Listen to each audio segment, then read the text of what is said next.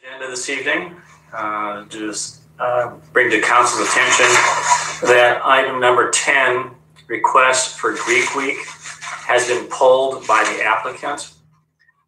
So that item will not be included in consent. Are there any items that council wish to pull this evening? Hearing none, I'd entertain a motion to approve consent less item 10. Move approval. Consent minus 10. Minus 10, that's what I said, yep. Less 10, yep. Moved by Garten, seconded by... Second.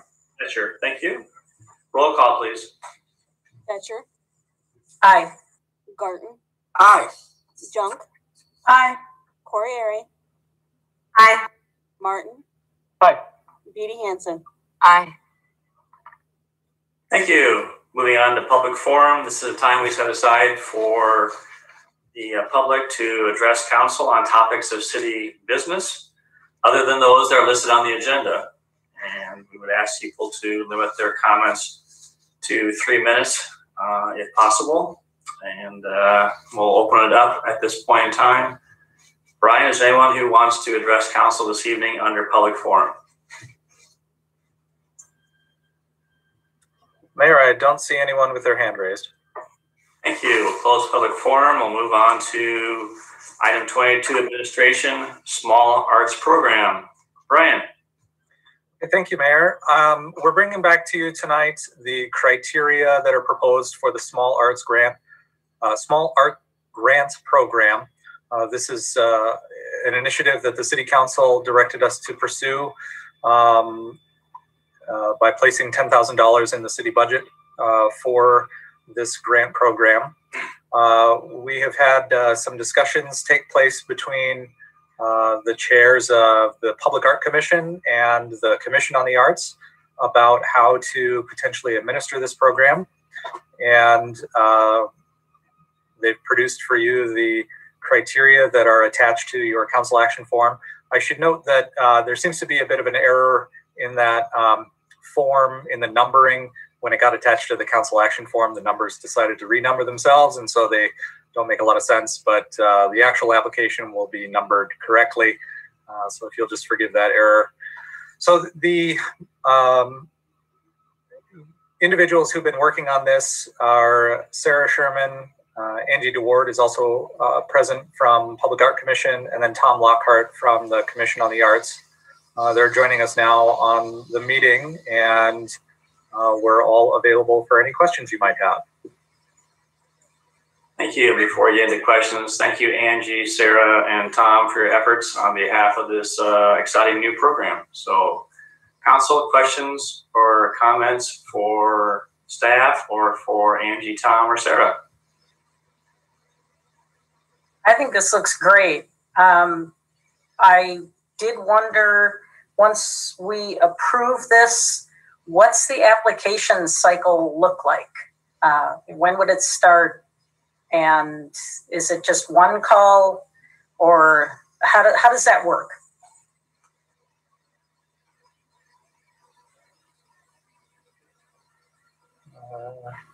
That is a very good question. Thanks, Gloria. Honestly, I don't know that we have hashed that detail out yet. I would imagine if it can, we would hope to get it out as soon as possible, hopefully by spring. And if we can make it an annual thing, that would be wonderful. Angie or Tom, did you have any other thoughts on that? No, I think it would be neat if we could involve an aspect like on our web pages for the different arts councils as well. To kind of expedite the process like we do with our like for PAC, we have it for the neighborhood art. We have the ability to do that right online, and so that would really make it efficient. And it would be easier to kind of leave that call open for longer, I would think. Brian, what do we do with the neighborhood grants program? Do you know offhand? I don't recall what the timing is on that. if we were to compare this to other arts grants that we offer, we have through CODA some the special project grants, and those are typically announced and available for applications for 2 to 3 weeks. And that generates a decent amount of interest. I think we could extend that perhaps here and maybe do a 4-week call for submissions or something like that, to make sure, since this is a new program, to make sure that people are aware of it and get the chance to come up with an idea and apply. And we can put in a little bit of a lead-in time too between when we get all the details finalized and when the actual applications, the start of the application acceptance period would start. So that way people can prepare and come up with their ideas and concepts. And then if it appears that there's not enough entries or not enough qualifying entries to use up all the funds, then we can get this group back together of representatives from the commissions and determine if they want to recommend moving forward with a second round or waiting a couple of months or something like that. I would hope that there would be enough interest to do one round and have lots of entries that are really cool and use up the whole $10,000 and write down the lessons learned. But we'll see. I would hope so. And thank you for your input, Sarah and Angie. One thing I would be concerned about is that I want to make sure that we get this information out so that the students at Iowa State who are going to be finishing their semester at the start of May would have the opportunity to apply, because I think there are quite a few students in the College of Design and elsewhere on campus that may be interested in this kind of a program. I think that's a good point. We definitely need to promote this a little more. Our typical special grants through CODA are earmarked for nonprofits, and they know the process. They know we do it twice a year and when to apply. This is strictly for individual or small groups of artists, not for organizations per se. So we definitely need to market that. I think we can work with Jennifer over at the ISU Extension to get exposure, as well as with the Octagon and ACAC and some of these other organizations. So I think we can get the message out. Brian's completely right. We need at least 4 weeks. So the sooner we can get a green light, the sooner we can start promoting this. And I think we could easily have like a May 1 deadline for applications to be in, if not sooner. Other questions for staff, Angie or Tom?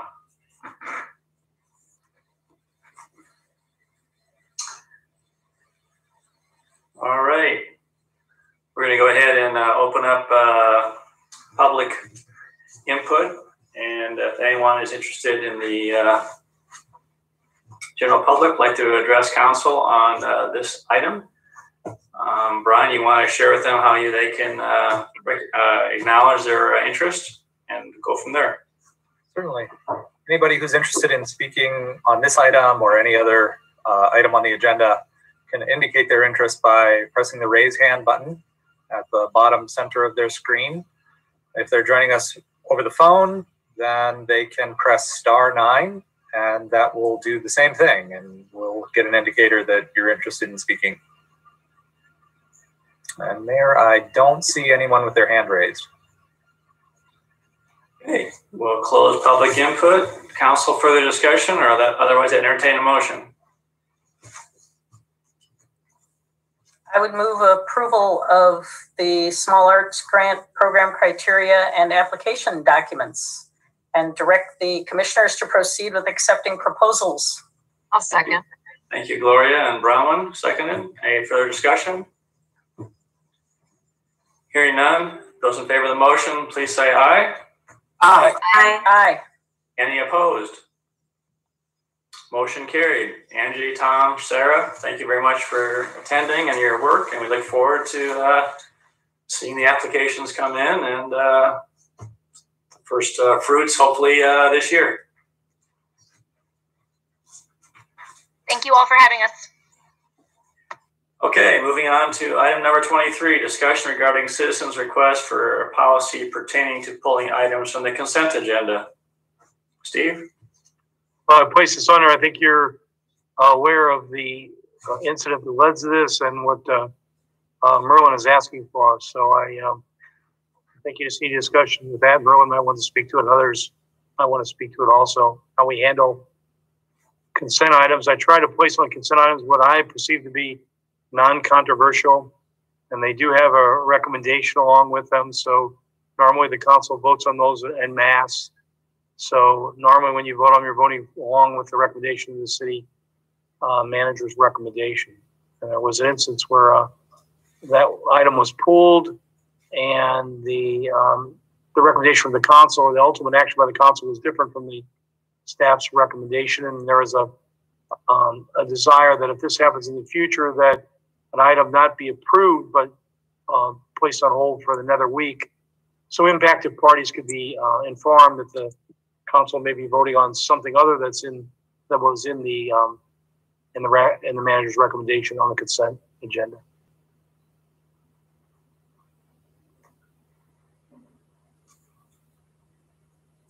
Questions for Steve or discussion?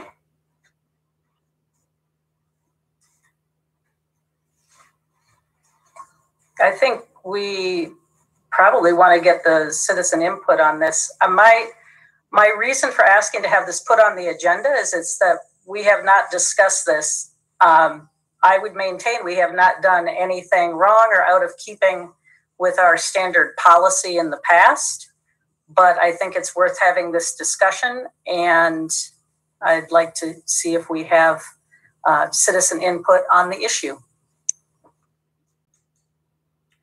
Okay, Brian, we'll open up public comment on this particular issue this evening. Is there anyone who's interested in addressing council? Yes, Mayor, I see a hand raised from Merlin Poncook. Okay. Merlin, you can go ahead and unmute yourself. Merlin Poncook, 1424 Kellogg Avenue. First, Gloria, I would like to know where this policy is. I asked for what policies governed council meetings. I got no response. I've never seen any policies written down that related to council procedure. I think you acted terribly in this instance. Property rights are considered among the most fundamental rights in the United States. You pulled something off the consent agenda, reversed a policy of more than 20 years, according to our city manager, of mandating sidewalks. He said there hadn't been a sidewalk mandated in more than 20 years. I should say it that way, I guess, to make it clear. The process was rushed. Frankly, I don't think how you handled this would stand up in court. And as I wrote a memo today, I almost took it to court. Your behavior in this instance was egregious. You have to give the public an opportunity to speak.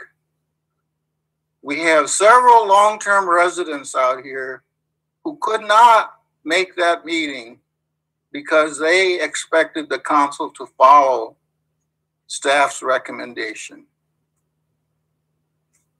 You didn't. Two of us got there on an hour's notice. I devoted all of my attention to attacking the process. I never got a chance to say anything about the merits of the proposal. And you folks just act like this is a routine matter. You bludgeoned our neighborhood into these sidewalks. Yes, you could do that if you wanted to, but we had the right to appear before you to say what we wanted to say.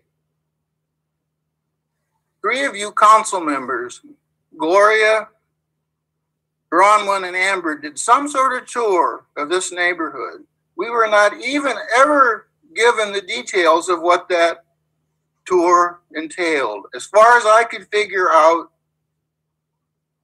all you looked at was that there was no sidewalk. So when this came up that weekend, you said you noticed it pretty much like Sunday night. Aha, let's give them a sidewalk. This was handled almost very cleverly, as though you had planned this, Gloria. I don't think you're that clever, though. I just don't see why you folks want to defend this behavior. I mean, there's not much more important to most of us than our families and where we live. And you gave us no real chance to say what we wanted to say. Now, why couldn't you have waited till the next meeting? There was no reason.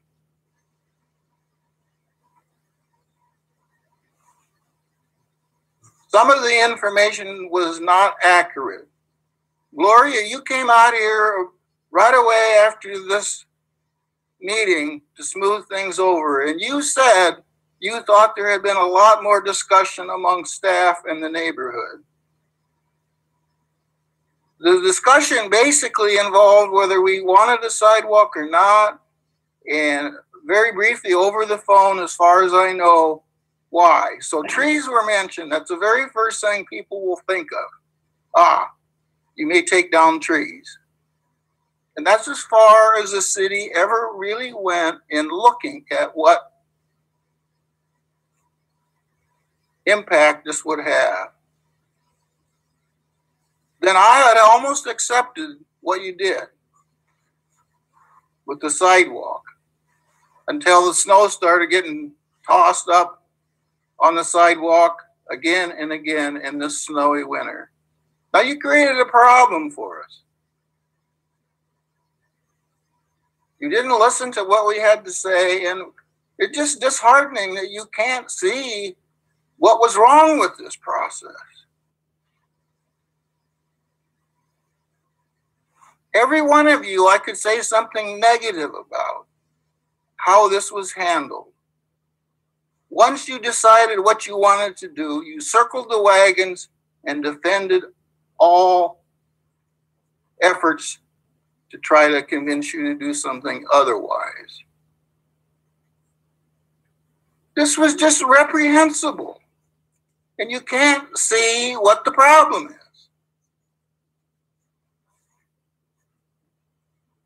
It just baffles me why you want to defend how you acted in this case.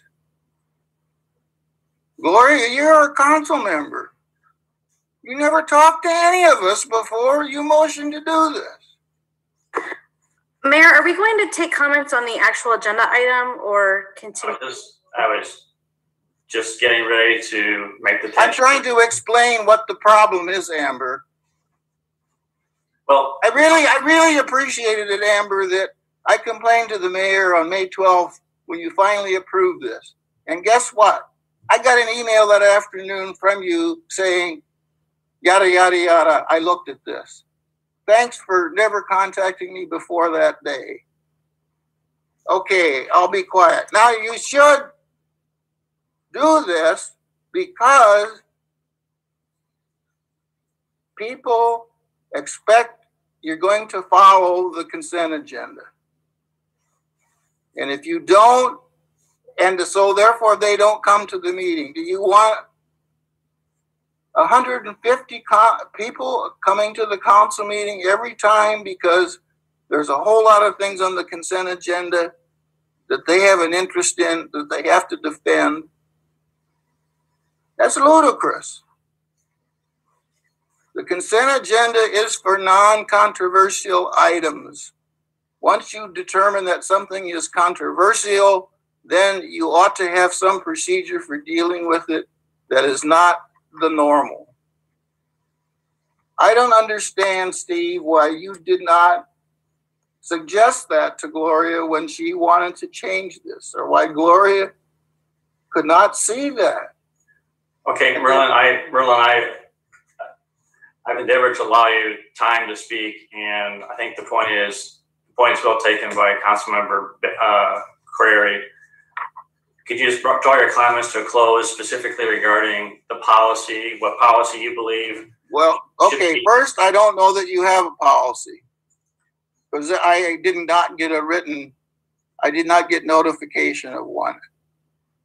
20 years ago, it was said that the consent agenda was for non-controversial items.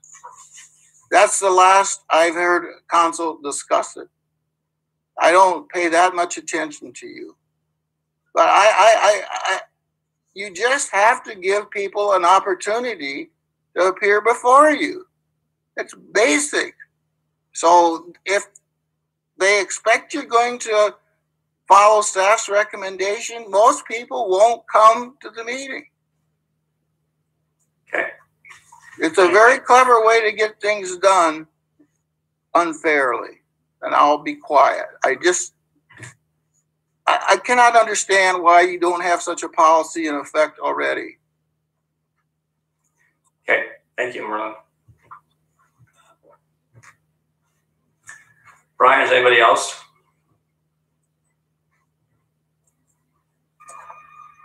Mayor, I don't see any other hands raised. Okay, we'll close public input.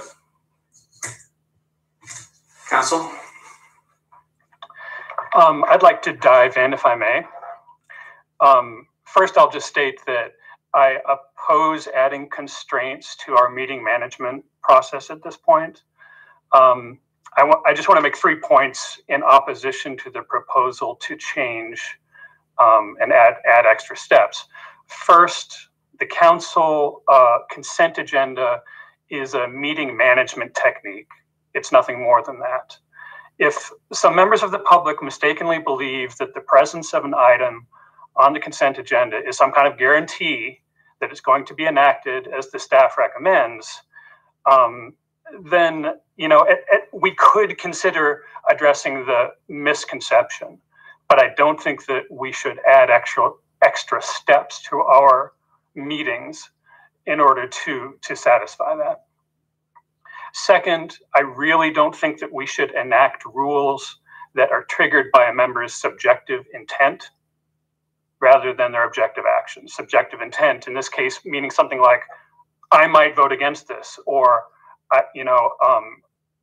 that's basically the idea, that we don't want to go into someone's head and make a rule based on what they're thinking when they make a motion. And thirdly, I think that the proposal to add extra steps, that arguably shifts the power away from elected officials and towards the staff. Now, I love the staff, don't get me wrong. You do a great job. But the point is that if the elected officials want to oppose to staff recommendations, then we have to go through extra steps with extra delays. Then that's a shift of power. And I think that's something that the citizens of Ames should be cautious about giving away generally. So I have more thoughts that I think that if we were to drill down in the details of how to actually accomplish the changes that have been suggested, then I think we'd find a lot of trouble there. But I'll just leave it with those 3 points for now. Thanks, David. That was really well said. Thank you, David. I agree. And I think your first point too about the expectation that the consent is always going to be passed exactly as it is, that I don't believe that has ever been the expectation. Like, just in my own non-council experience, Wheatsfield always had sent someone when our liquor license was up, even though it's on the consent agenda and even though we've had no violations. I think businesses know to send, and I think citizens know that they should tune in. And I guess, so I feel like that expectation is out there. And like David said, maybe we do some education about that as a expectation, but I tend to agree. Yeah, thank you. Other comments or discussion?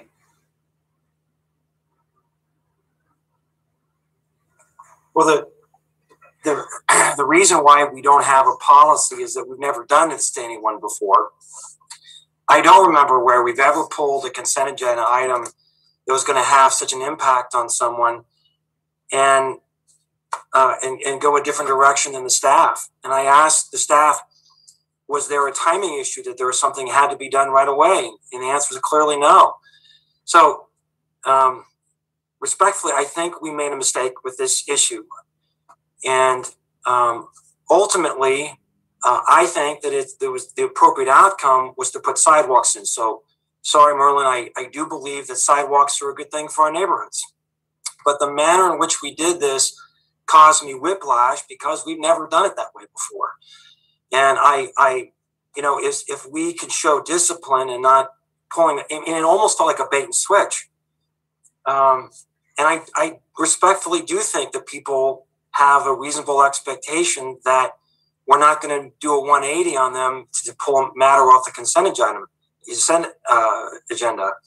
And if we could show discipline and not do this in the future, I don't think we need a rule. But imagine if we started doing this on a regular basis and people couldn't rely on the consent agenda, why even have a consent agenda? So it would just be a matter that people would be on notice. This is going to be an issue. So I just don't think this was one of our better decisions.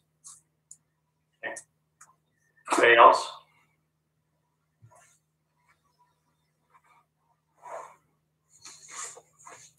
All right, let's go ahead, David.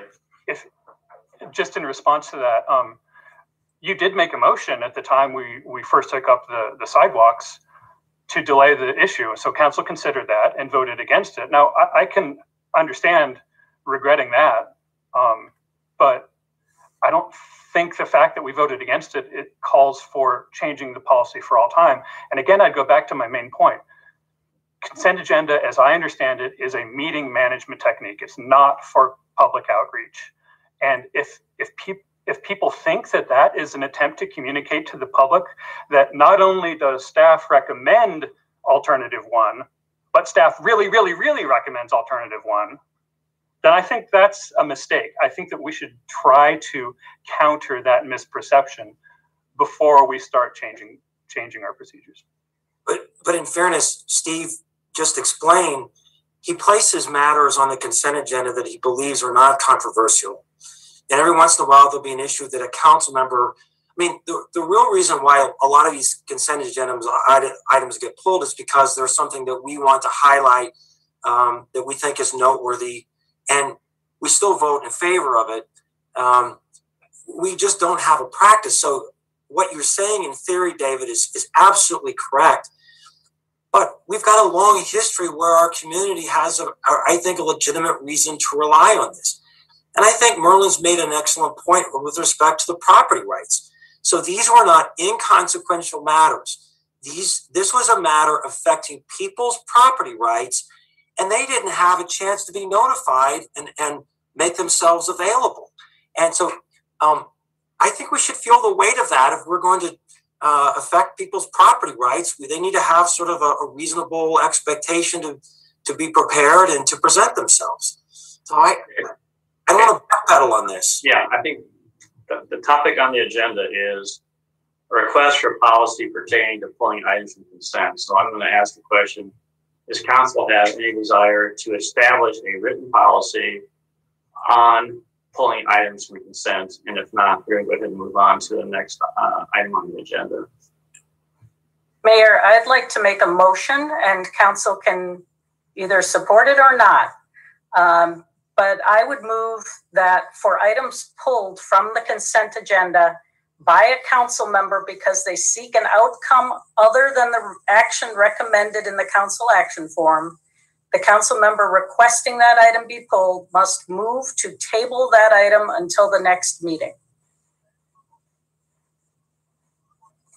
Is there a second to that motion? Well, I'll second that because I think that's what we should be doing. Okay, discussion.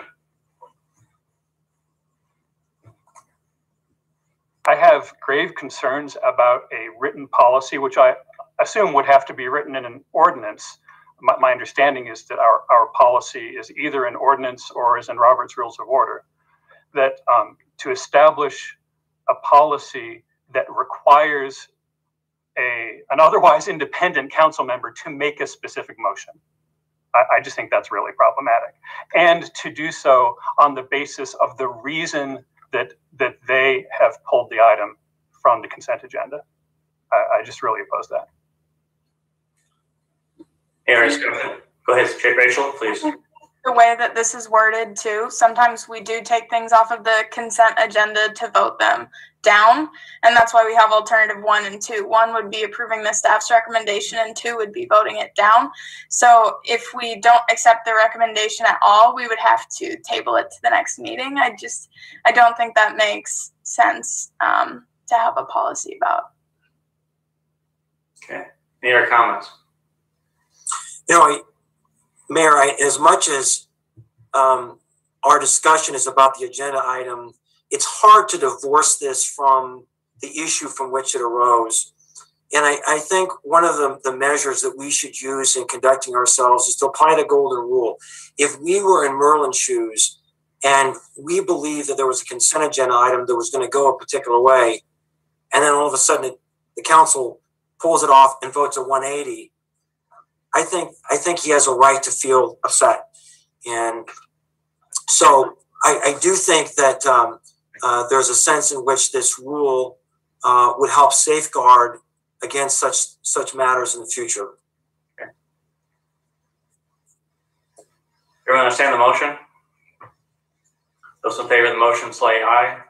Aye. Aye. Motion, those opposed? Nay. Okay. A motion failed for 2-4.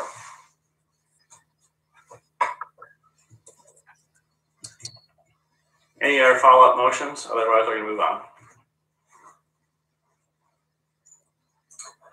Okay, moving on to item number 24, resolution approving Historic Preservation Commission recommended preservation plan amendments. Ray.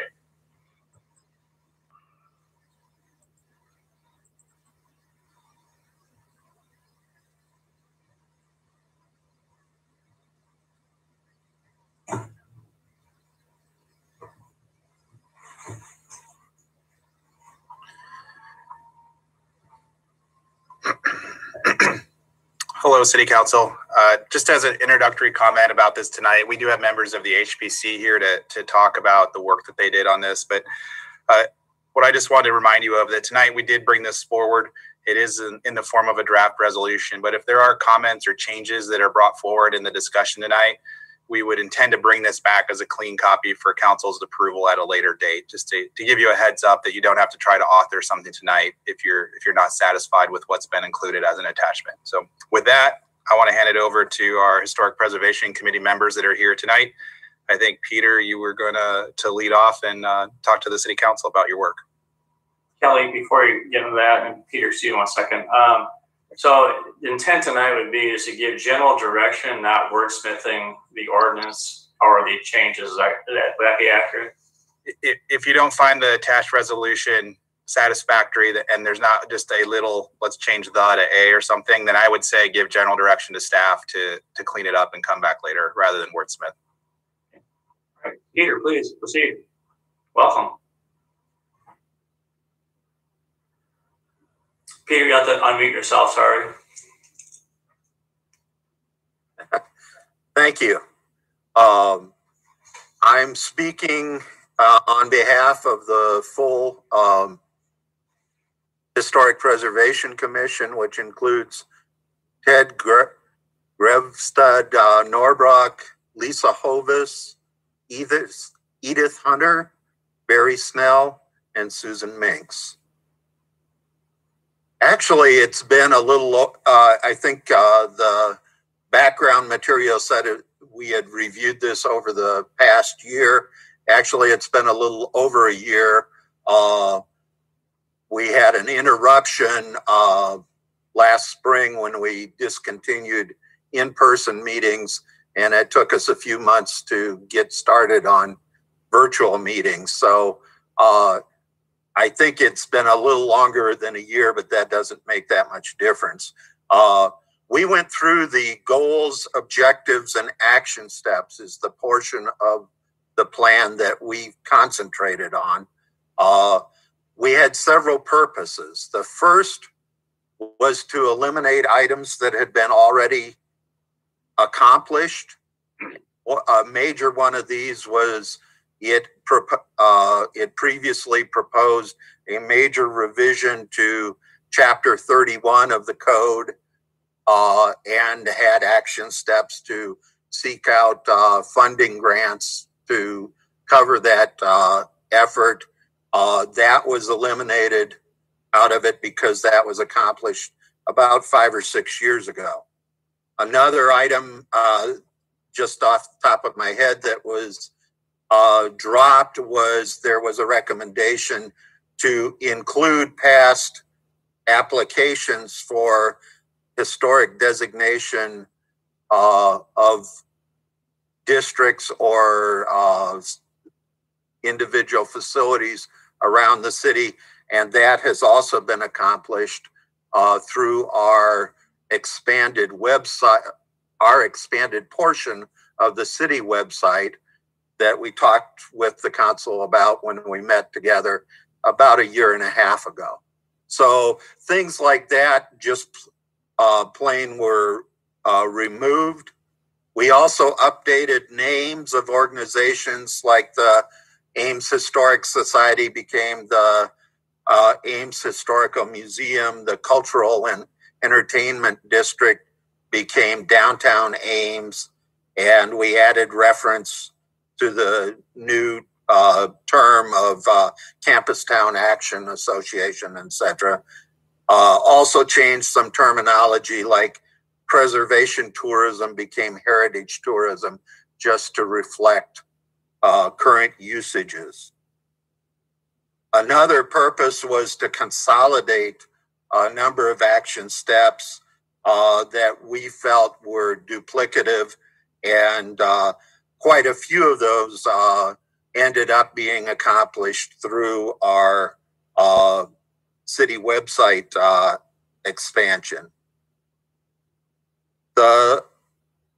Another item was to recognize some limitations. There had been proposals to create new tax incentives, and this was scaled back to say to provide information about existing tax incentives from different programs, because this was saying that the Historic Preservation Commission was going to do something that we really didn't have the power to do. So we tried to be more realistic on that. And then there were a few new initiatives added. We added action steps like pursuing integration of historic preservation information into the city's GIS program. So this is generally the types of things that we were trying to accomplish in doing this. I did want to, in going through the draft that was attached to your agenda, I did notice one minor error in that in the proposed, what had been objective 4D and is proposed to become 4C, a line had been, it was shown as striking out the name of the description of the objective itself, and we had not intended to do that. We renumbered it, and we still have one action step under it. So that was just something that I noticed, a minor error in the draft that went to you. But other than that,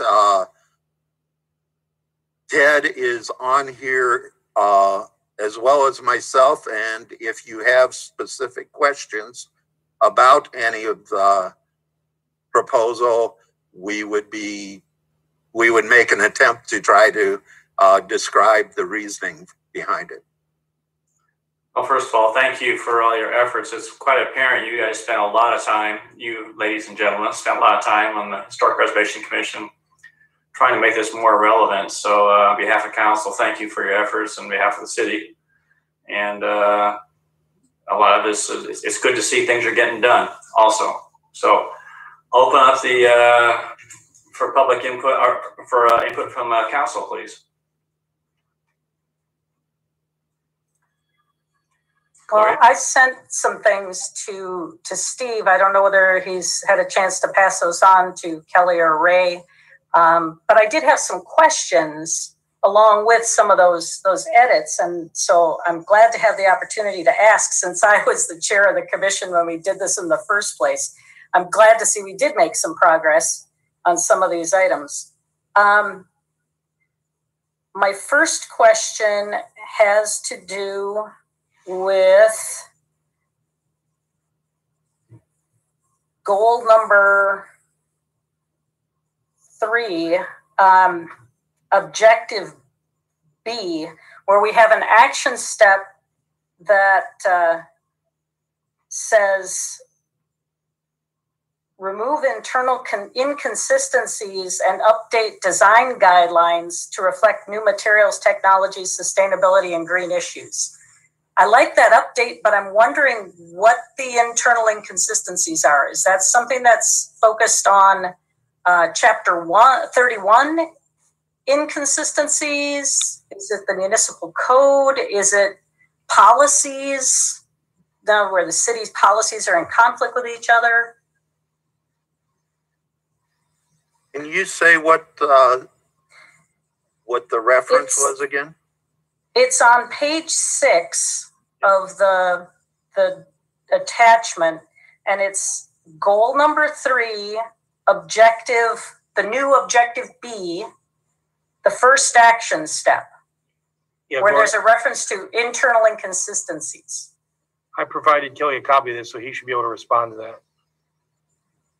Kelly. Yeah, I think, Lori, it's directed at chapter 31 and probably also the design guidelines that we have for the historic district, or at least for Old Town. Okay, that's how I would interpret it. My second question has to do with the next action step under that. And I know there had been a lot of discussion about using graphics to illustrate design guidelines. Does this imply that we are going to actually illustrate the design guidelines in the municipal code? Or is this that we're going to create some sort of brochure that's the illustrated guide to accompany the municipal code sections on design guidelines?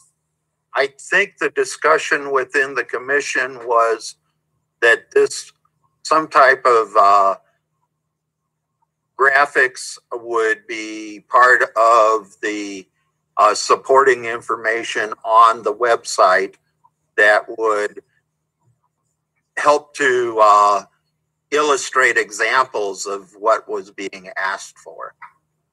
Ted might have further on that. Yeah, this is Ted Grevstad, Northbrook. So, yeah, we had long discussions about this. We were looking to other cities within Iowa that do a better job of graphically representing design standards, not their municipal codes, but on websites that are, of course, informed by those codes. So we're looking at the city of Dubuque. That's kind of the gold standard, I think, among cities in Iowa. They've done a wonderful job embracing and engaging with preservation. And they've tried to eliminate some of the problems that arise when the information is all just, verbal. There's no graphic element to it. So that was our thinking. It wasn't putting little pictograms in the city code. It was specifically in reference to the website. Another point of clarification is objective D. So objective D for this on page 6. Ensure that design guidelines for the city /development incentive programs respect the historic character of the properties and surrounding areas to which they are applied.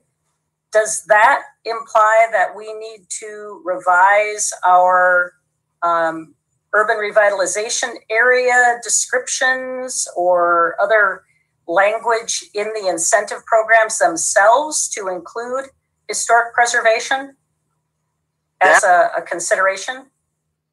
That one actually is the language is directly out of the previous plan, except that we were adding the word "the" in the action step. It's just a typo correction, so we aren't proposing. I should ask myself, I guess, Peter. Yes. I was going to say something along that line, but I thought it wasn't appropriate. So, Gloria, my take on that would be that as it's written, it would be if the city council is adding criteria about someone being eligible because it's historic preservation related, then we should be asking the HPC for advice on what those standards are. Right. So, for example, if you're going to give the Roosevelt a tax abatement because it's an historic building and it's an adaptive reuse, and there's criteria about that HPC should probably advise on what the relevant criteria are. That's how I read that statement. Okay, that makes sense. And, now that I'm on the other side of this discussion, the incentives make a whole lot more sense to me than they did when I was just on the commission. So it probably needs to be revised in some way. Most of the other things that I had are those wordsmithy kinds of things, not substantive questions. So okay. I'll give over the microphone. Thanks, Gloria. Other comments or questions?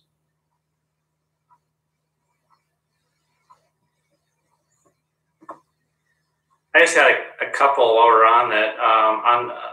And there's probably a question for Kelly. On top of page 7, objective was G, now it's F, and it talks about protecting the value of properties. The action step says support the minimum maintenance code for rental and owner-occupied property.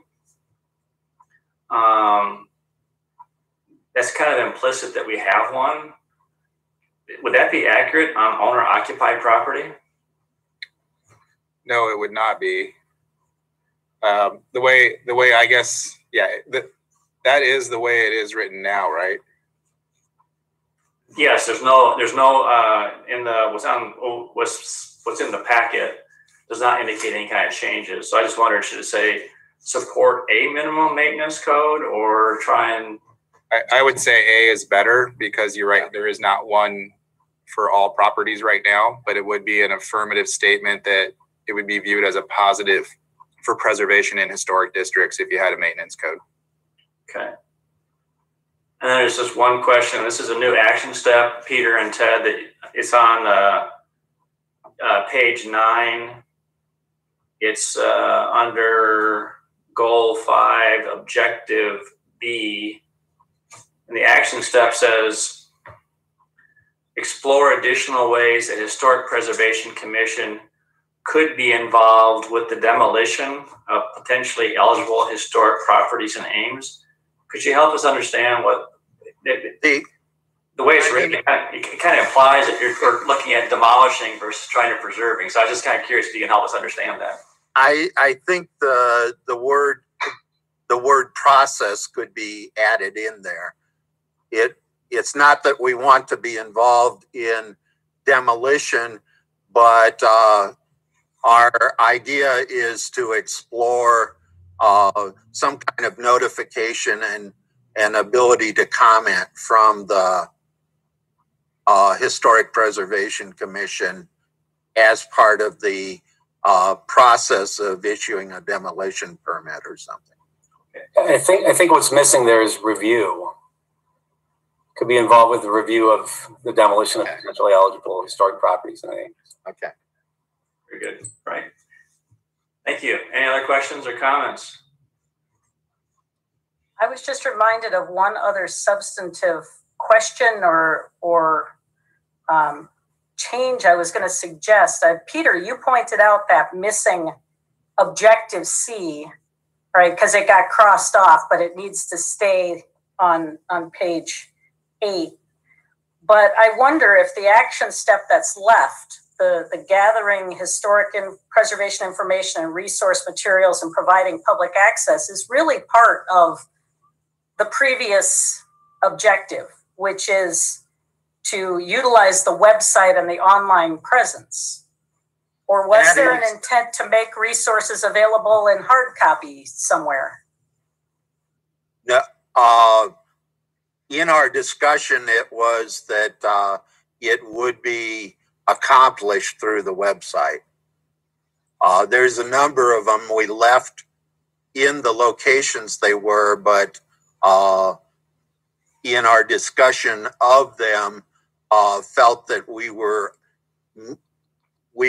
our intention was to meet them through the website, beefing up the website.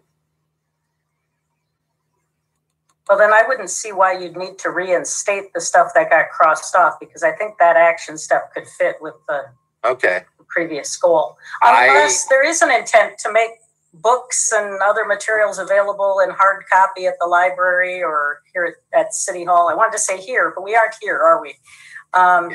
So. Okay, Brian, we'll open up public comment, see if anyone who is attending wants to address council on this particular topic on the agenda. Mayor, I don't see anyone with their hand raised. Okay, we'll close public input.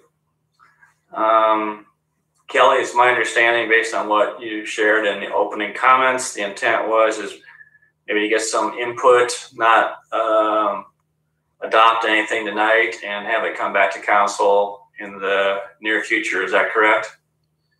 Yeah, I think with what I heard tonight and a couple other notes we received today, we'll clean it up a little bit for adoption. Okay. Steve, would you like to have a motion that would give some direction, or is this conversation adequate this evening? No, let's just put a motion generally stated that you want us to clean it up in accordance with the input received tonight. Okay.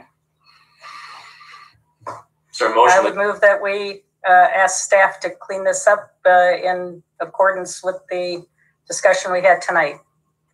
Very good. Is there a second? Second by Rachel. Thank you. Any further discussion? Those in favor of the motion, please say aye. Aye. Aye. Any opposed? Motion carried 6-0. Ted, Peter, thank you for your time this evening. Thank you for your efforts. And we'll look forward to seeing the finished product in the near future. Yeah. Thanks so much, guys. Thank you. All right, moving on to item 25, second amendment to pre-annexation agreement with Rose Prairie LLC. Kelly. Thanks. Just a second here. I was going to bring up the map.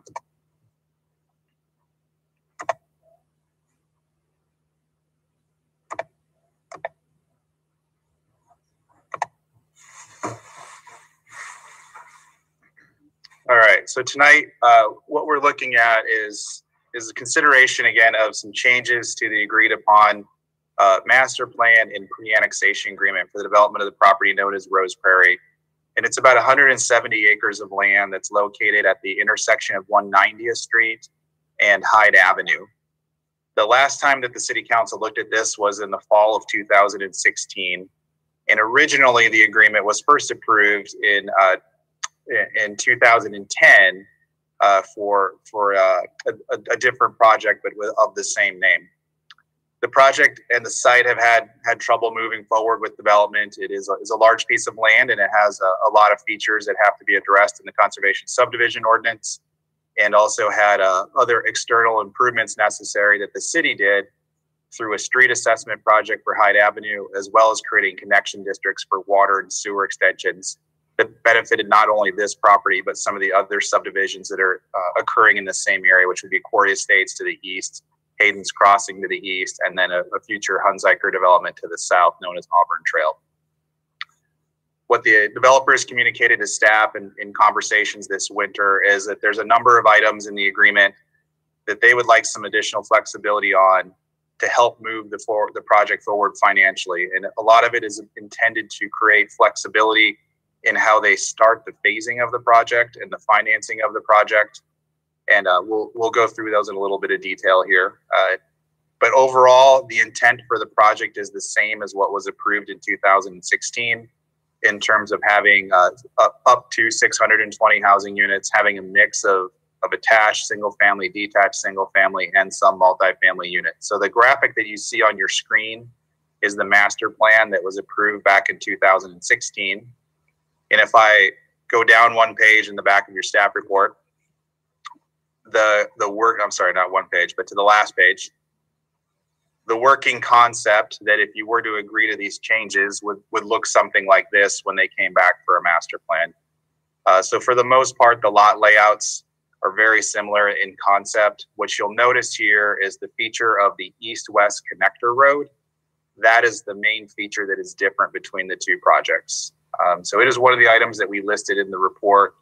The developer believes that cost of making that residential collector street connection over to the North Spine Street is a burden on the project with minimal utility because of the cost of building it across the stormwater features and the waterways in the middle of the project. So that is one item that the developer is asking to be allowed to propose an amendment that does not include that east-west connector street. And as we noted in the report, and you may wonder what's different since 2016. Well, in 2016, the developer also desired to not have that connection, but we kept it in the project at that point in time. I think in terms of understanding the total costs and the city having analyzed the traffic through the more recent Forward 2045 plan and the Ames Plan 2040 scenario analysis, staff believes connections are good. Those would be expected if we were in a different circumstance where the natural terrain was different. But with the cost that would be going into that project, staff can understand that road connection may not be vital to be made for this project. So that's something for City Council to consider in our recommendation. A number of the other features in the plan relate to the assessments and the connection fees. The idea in the original agreement was that we would pay off connection fees and street assessments per phase of development. However, there was a hard cap that 10 years into the project, the remaining balance would be paid. Well, the project has yet to be started. The applicant's asking for that same 10-year horizon to be applied, but to be started in 2021 instead of, currently it's supposed to be done by 2023, but to allow for 10 years from now for those fees to be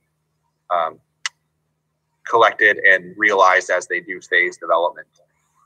Staff can support that. We don't have a reason that we have to have the payoffs in the next 2 years to fund the improvements. Those have already been paid for through GEO bonds, and us getting repaid is good, but that does not have to happen if that's going to discourage the project from happening with full payoff in 2 years.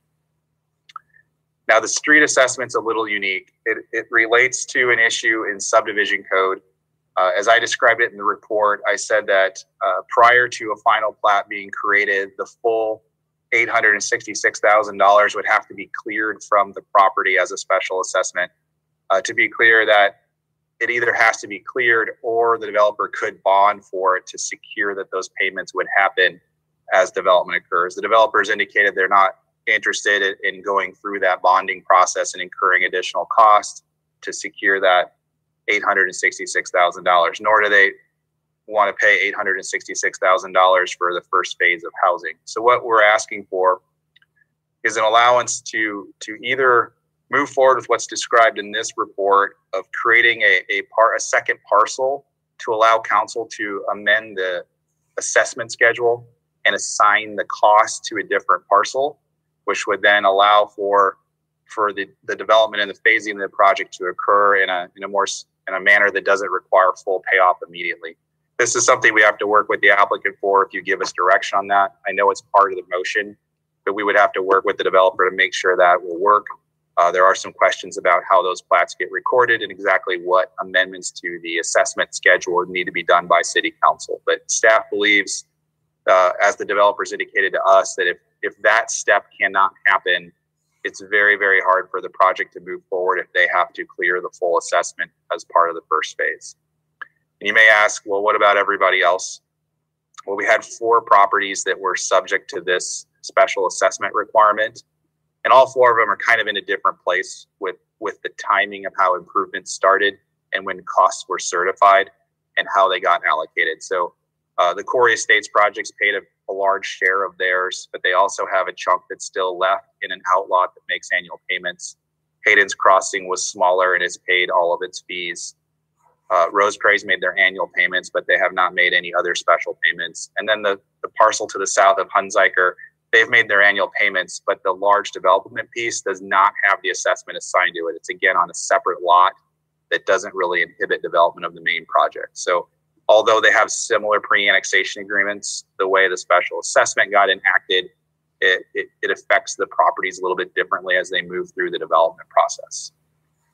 So I think staff in this case, even though the motion says to move forward with allowing the plat of survey to happen, what we're really looking for is to continue to work on an option to assign those costs to different parcels, either through that plat of survey process or some other assessment amendment to the schedule, which we'll have to work on to deal with.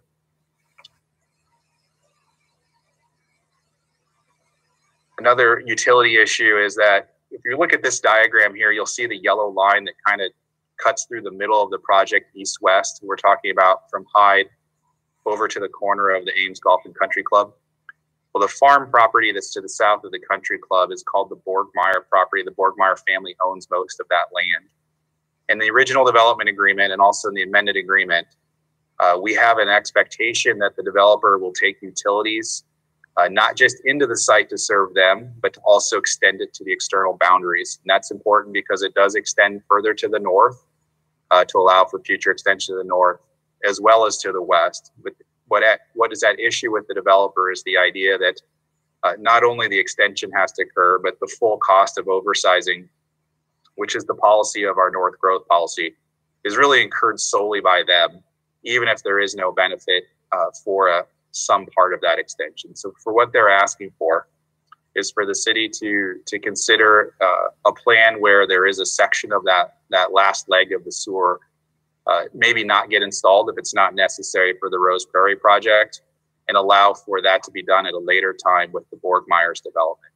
So staff's willing to look at that. We don't have a precise determination of where that endpoint would be or how that would work, where it's not a benefit to Rose Prairie but only a benefit to Borgmeyer. But again, if it would allow for the project to move forward and to allow for some phasing here to happen, I think that's an important element of flexibility. I think originally it was required to be installed with the first phase.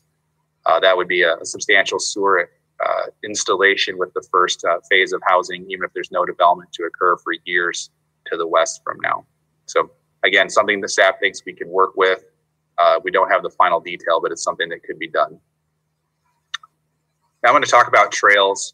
The diagram again that we have up on the screen, the yellow lines that you see, you'll see one that's going along the shared use, it's a shared use path that goes along the Spine Road, north-south through here.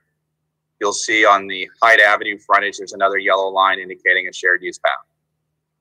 And then there's an east-west greenway trail that I'm going to talk about next. But on the Hyde Avenue frontage, one of the elements that was negotiated in 2016 was to relocate the requirement for a trail along the west side of Rose Prairie to be relocated to the Hyde Avenue frontage. And that was in recognition that the city had and the county had kind of changed their plans for bicycle facilities from earlier planning. And it was really that the Hyde Avenue would be the corridor for bicycle activity. And what we negotiated was that the developer would, within 2 years of the first plat, so the first phase, would build all of this shared use path from 190th Street across the Sturgis property, which is to the south and not part of the project, all the way to the end point down here for future connection to the Hunziker development. What Rose Prairie is asking for is to, instead of have to do that full extra quarter mile with the first phase, to give them some flexibility of having a logical endpoint where they go from 190th Street to where we would either have this greenway connection or where we're planning for a trailhead crossing with Ada Hayden, and then commit to that next leg of development when it will tie in with the Auburn Trail piece. So again, I think this isn't a very big deferral. The path doesn't go anywhere until Auburn Trail develops. Auburn Trail is aware that we would expect for that connection to happen early in their subdivision process. So we think, again, adding possibly a little bit of flexibility doesn't really change the obligation, and we would still have controls on it being done, so there's no longer a gap, but allowing, again, for a little flexibility is possible here to meet the developer's interests and not have a detriment to the installation of that infrastructure in the future. Now, the new feature that's in this proposal is this east-west greenway. In the 16 plan, it was expected that there would be HOA-maintained trails in the project. That's kind of an element of the conservation subdivision ordinance that would be expected of anybody. But as we worked through the Plan 2040 scenarios and through the Forward 2045 transportation plan, it became evident as we start to look at the Borgmeyer piece as being a significant development piece in the future. It really made sense to look at this as an east-west corridor for people on the GW Carver side of this area to be able to flow through bicyclists and pedestrians over to Ada Hayden.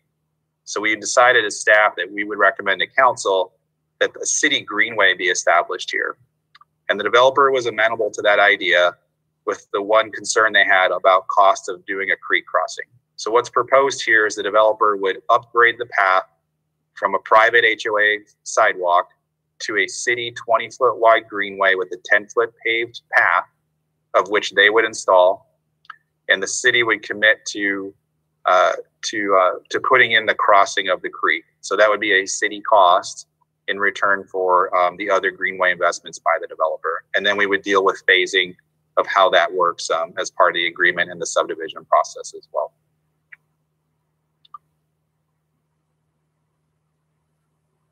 And then the final component that we have listed, number 7, in the 16 plan, we also negotiated to have a neighborhood park dedicated to the city. The original project did not have a city park included in it. When the density was increased, we said that increase necessitated more parkland. It was more people, more land being developed, and we needed to have more space up here for a park. So this park that's shown on this plan in this area on the west side, it was the land that was made available in that agreement. There's terms about how it gets delivered to the city.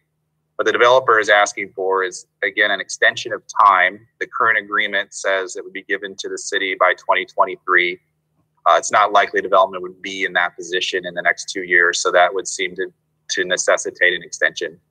The other part that we recommend is that there should be a second trigger, that development of a certain sequence of phases would also trigger that dedication of the parkland. That would mean that we're not waiting to the very end when most of the development is populated before we get the parkland.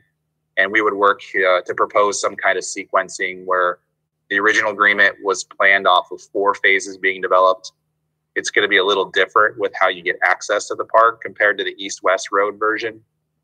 So we'll have to think about how that phasing works. But again, staff believes that if the development doesn't go forward, we don't have a park. We need to work with how phasing can get this done. So staff is supportive of moving ahead with these changes. If you take that action tonight, staff will work with the developer to make an amended agreement, and then they would submit for a rezoning with a changed master plan. And with that, we would come back through in a public hearing process to make final decisions. So are there any questions about the items proposed? Ellie, could you remind us a bit on the history of why the bike path is on the west side of Hyde as opposed to the east side? So the county's path that they built up to Gilbert is an amazingly beautiful trail, like one of the best that we have. And it would have been nice if that trail could also have continued on the east side. So now cyclists will have to cross twice to get over then to the trail on the west side.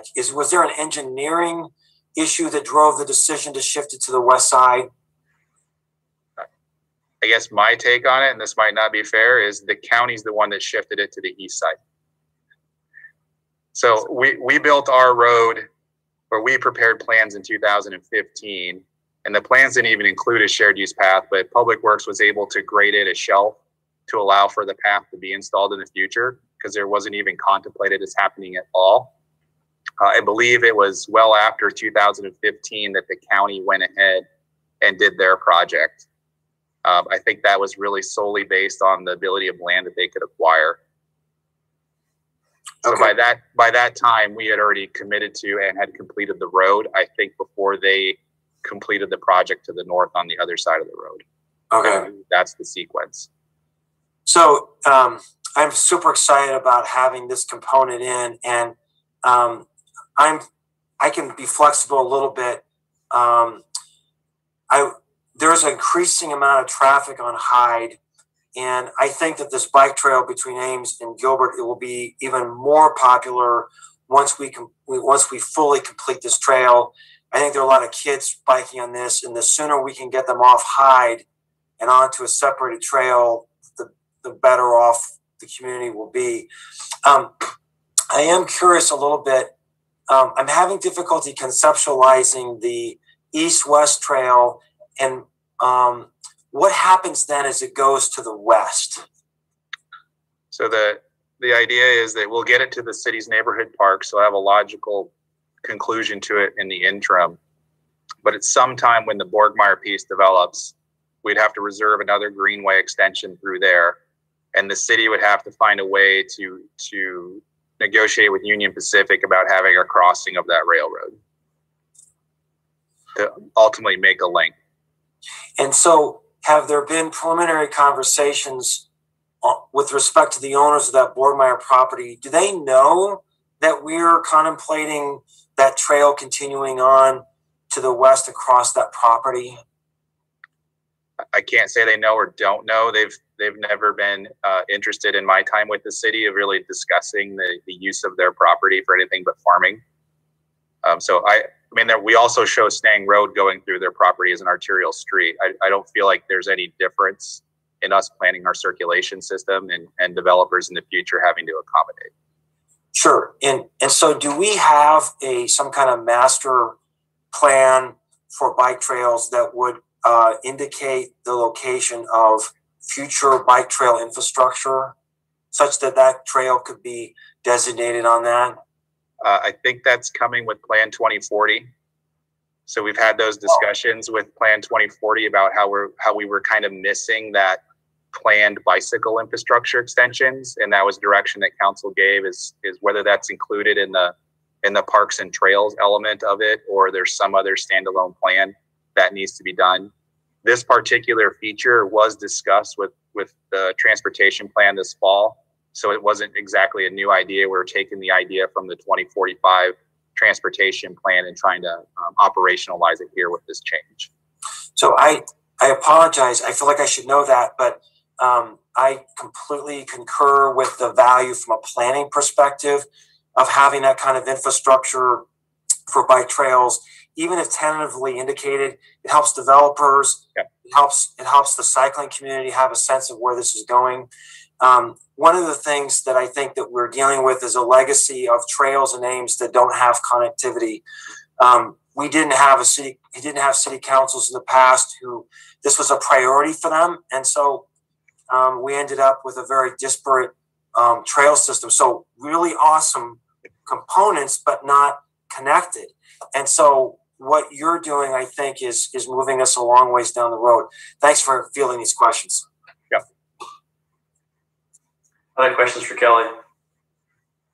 Kelly, I'm interested in the timing on the park. In the council action form, it says no later than 2031, which seems really late. And I understand 2023 might be too early, but 10 years from now, we have a park and maybe we have a terminus, temporary terminus for the bike trail. Can you explain something about the rationale for saying it's okay? We don't have one till 2031? Yeah, I guess I'm more focused on that we'll have phasing triggers that spell out the expectation that if development's happening faster than 2031, that the park will get done. If development's proceeding in a logical manner, it'll be done before there's an overall demand like most of the projects built out. So I think, like I said before, it was 4 phases. I think the difficulty here is just how far into the project it is. to guarantee exactly how the phasing works. It could come from the north, it could come from the south, but I would expect it's built by phasing, not by the year. And then is the trail also dependent on the park? Is the trail independent of the park? What's the relationship between those two things, since that park could probably be the terminus for the trail for a while? Yeah, I would say that the trail will not get completed till the spine road gets to that intersection, because there won't be a reason to be on that trail really, because there won't be development over here. There won't be people that trying to go east-west, and if the park's not there, you don't really have a reason to go from the east to the west either. So I think they're not related, but they're logically are going to come together at the same time. Thanks. Other questions?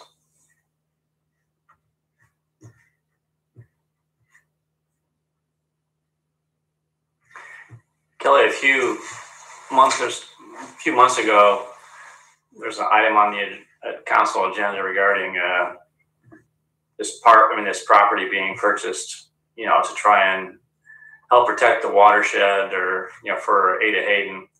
And you referred to the fact that there's some conservation overlays here, or things that develop that helps protect the flow of stormwater. Can you point those out in terms of how that works, just conceptually? I know that the devil's in the details, now a lot of it in the future, but are there things at this point in time that would be important to make sure that developers are aware of that, or they already talked about that? Very well aware of that. It's one of the driving forces of the design. So what you start to see on this master plan is the idea of these darker shades that you see at some of these other amorphous shapes. Those are designed to be offline treatment facilities. So the main waterway is this creek that runs through here. And in the past, it was going to be made into almost like a pond and kind of be manipulated into a very large water body, which met water quality expectations. But now it's been determined to be a floodway by FEMA. So the developer has to change their plans, and they have to look at other ways to do a treatment train approach and have more dispersed water treatment options throughout the project. It already had those previously, but now it's going to be amplified in how there's more dispersed and smaller treatment facilities throughout. So the two main standards are our conservation ordinance, which requires 25% of the land area to be set aside for no development, and to include minimal grading, and then also to include this treatment train approach to water quality. And then we have our quantitative standards of Chapter 5B, which is really what the key piece is here. We talk about the conservation ordinance. It was adopted well before we created Chapter 5B. And 5B takes a different approach that requires that even though this is a farm field, it has to be treated for water quality and for runoff as if it was a meadow in good condition. So there's a betterment requirement here, not just keep it as no harm. So the combination of those two standards are what staff believes is going to make the conversion of a farmland into a development a net positive for water quality management in this area. Thank you. Any other council comments or questions? All right, we'll open up for public comment. Brian, is there anybody who is interested in addressing council on this topic this evening? Yes, Mayor, I see that Linda Merkin has a hand raised. All right. Thank you. Can you hear me? We can. Good evening, Linda. Good evening, Mayor. Good evening, Council. It's good to hear you discussing this tonight. Just one piece of information and then a comment. Excuse me, Linda. Are you commenting on behalf of the board of supervisors, or are you yourself individually? Myself individually. This is nothing the board has taken a vote on, though we do have an interest. Yep, okay. I understand. Just want to make sure we're clear. Thank you. Okay. First, just a piece of information, why that I was not with the county when they decided that the bike trail needed to go on the east side rather than the west. But I was told that there was a pretty good sized drainage tile in the ditch to the west, and I'm looking at a drainage map right now and I can confirm that. And it would have been prohibitive to try to put the bike path over, the multi-use path over on the west side. And that is why it was moved to the east, is my understanding. Secondly, we have, and we, not an official action, but we have had discussions with our engineer. And I've also discussed with some of the Ames staff the concern about the current traffic at 190th and Hyde. It looks like with what's happening with Rose Prairie, Auburn Trail, and some additional planning at Quarry Estates, there's going to be about 850 units that are going to be in this, additional units in this area that are going to be the vast majority of the traffic is going to be coming on to either Hyde or 190th, which puts more pressure on that, and particularly the fact that this is all in the Gilbert School District. I understand that the city, this is in the Forward 45 plan, this intersection, but it's several years, more than a few years down the road. I also understand the city is planning to do a design plan on this intersection in 2023. Given that, I also understand that this development is going to be going pretty quickly. I think 2023 for a design is getting pretty late. And I'm wondering if I would just request that you look at trying to do that sooner. Because I think this intersection, we've already got increased accidents there. I drive 190th daily, and I can attest to the fact that people will run that stop sign either north or south during certain times of day, and go right in front of traffic that is not controlled. And it's going to become a huge issue. I've understood that City of Gilbert and the Gilbert schools are also concerned. So I'm just saying I would hope that the city could look at doing something sooner, because if the design isn't done till 2023, that's going to put 2024, 2025 when something happens there. You know, I'm also concerned that be a part of looking at the final plat for the Rose Prairie, because there's various options for an intersection, and I wouldn't I particularly think it could be a good place for a roundabout, and I would hate to see that not be a possibility because it hadn't been considered. So that's all. Thank you very much. Thank you, Linda.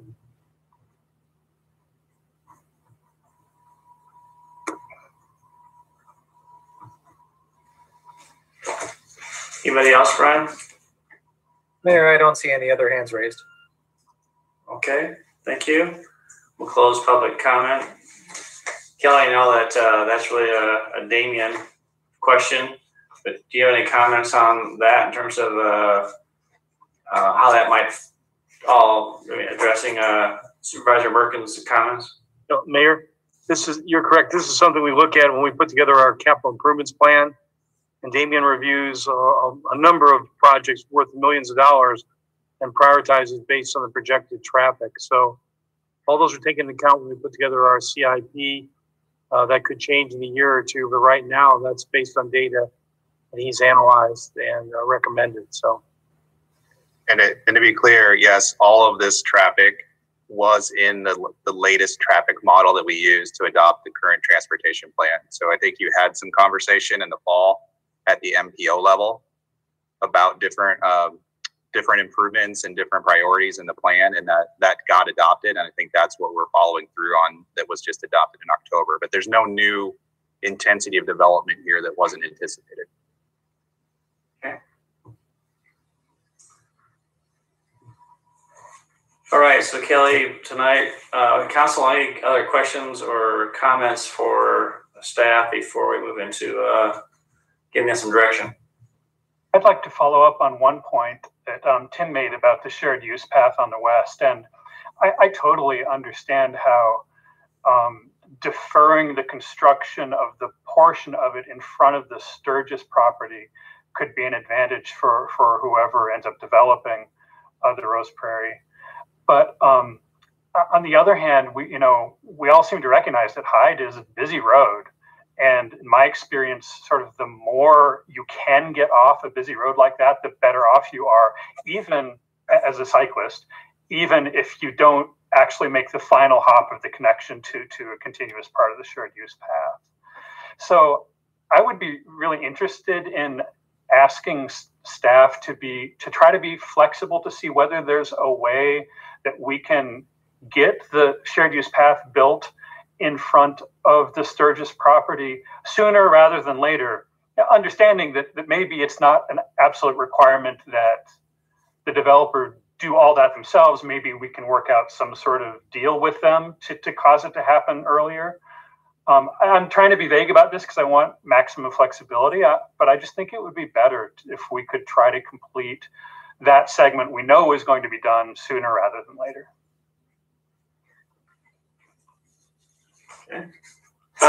One additional question. This has been really helpful, but it seems like that there's been pretty good agreement between what the developer has asked for and what the city staff has brought to us as a recommendation. Were there any issues that were presented that the staff did not think were good suggestions? I mean, the developer has a lot of issues that save them money that we tried to work through. One of the other financial obligations is to commit to traffic improvements offsite. There's a flat $185,000 fee. That's something that we need to see paid to us, just like all the other developers did. So staff didn't really entertain some kind of phasing in that for that fee, because it's something that we're looking at using soon for a traffic signal installation on Hyde. I think there's always going to be a little bit of we don't have the final design. So exactly what works for street intersections, street connections, where are the trail connections, all of that's a little bit in flux still. We went through the developer probably showed us 4 or 5 different iterations of the plan here in the last 4 months, trying to work down to what's the most acceptable, which one meets the most subdivision standards for connectivity. And that's why you see this tonight. I think this is the working proposal that they have. It's still subject to a little bit of change as a master plan, and again with each subdivision that comes in. Thank you. Kelly, can you comment on what the schedule, or if you have any idea on the schedule on the Hunsaker property is to the south? Have they talked about potentially moving that forward sooner than later, or do you have any? Yeah, so we had what's called a sketch plan. So before you can submit for a subdivision, you have to have a preliminary meeting with staff to look at the layout and utility plan. So we had that meeting about a month ago. And if you remember, I think it's off the map, but it's just off the map. You annexed this former Hamlin residence property just to the south. That's going to be tied in with that larger project. So that annexation is just getting done now. So they have said that once that's recorded, they do want to come in for rezoning and then look at subdivision. So I believe you're going to see a rezoning request and a subdivision request this summer from Hunsaker for that property. So this is an unrelated question, but kind of related, I guess. What happens to Sturgis's property? Because don't they get encircled by city property? Will they have to come in? No, we can't, unless we did an involuntary annexation. That won't happen. So when we did this map, we'll bring it up. It's really hard to see, but when we did the Hunsaker Auburn Trail annexation, we met state code by keeping a 50-foot gap between Rose Prairie and the Hunsaker property, so that Sturgis plus these homes on the east side are not in the city. So at some point in the future, there's going to be a need for that spine road to get built through the county for 50 feet to connect two city subdivisions. So, okay, so you have City Road and Rose Prairie, you'll have City Road and Auburn Trail, and County Road, 50 feet connecting between the two of them. Yes. Now, if the Sturgises ever chose to annex, then we have enough territory to clean up the remaining 80, to clean up the island that's essentially there. But without the Sturgis annexation, that's not going to happen. And when we did look at this originally, the combination of executing a Borgmeyer annexation with some other properties also gave the possibility of cleaning up this enclave. But for now, it's going to be exactly as it is. I believe the previous developer tried to acquire the property, but they just couldn't reach an agreement on price. I was just curious in terms of how that all worked out in terms of would we be facing other issues. So it's actually Hunziker. I think the reason I asked that on the previous or the plan, I think there's a Spalos after that one. It shows the Prairie, Rose Prairie going down to their property line, but doesn't show a 50-foot county line on the conceptual Hunziker development. This is the 2016 master plan before Hunziker had been annexed and before we knew that we were going to have a gap. So that lot layout you see there, that is not necessarily what's proposed. This is an old diagram. Yeah, that's just, thank you. All right. All right. Any other questions for Kelly? So again, we're not asking you to approve anything right now. Just give us direction to follow the changes that we've outlined for you. A developer's agreement will have to come back in the future for your final review and approval.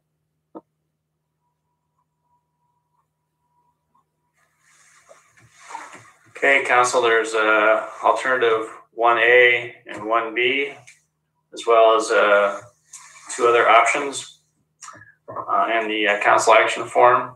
Entertain a motion on one of those alternatives or a different alternative.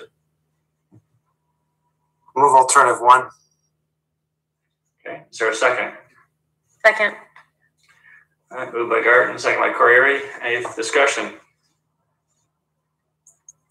This was a lot of work that went into this from what we saw the last iteration. So I appreciate all the intentionality.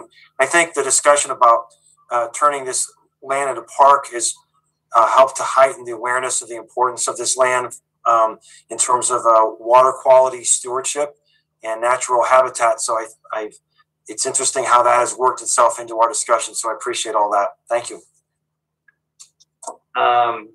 Steve and or Mark, is it acceptable to have 1A and 1B in one motion, or would you prefer to have 1A as a single motion and 1B as a separate motion?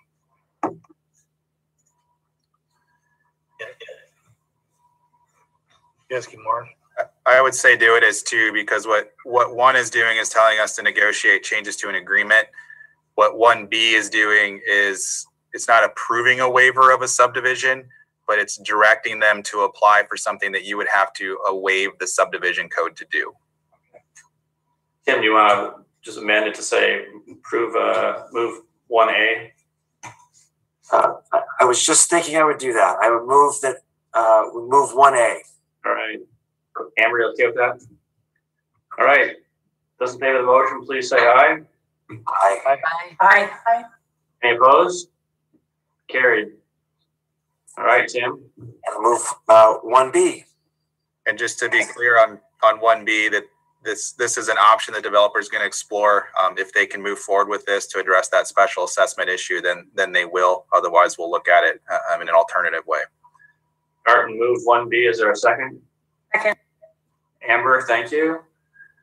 Those in favor of the motion, please say aye. Aye. Aye. Aye. Any opposed? Motion carried. Thank you, Kelly. Welcome. All right, moving on to item 26, staff report regarding community gardens and food forests. Keith?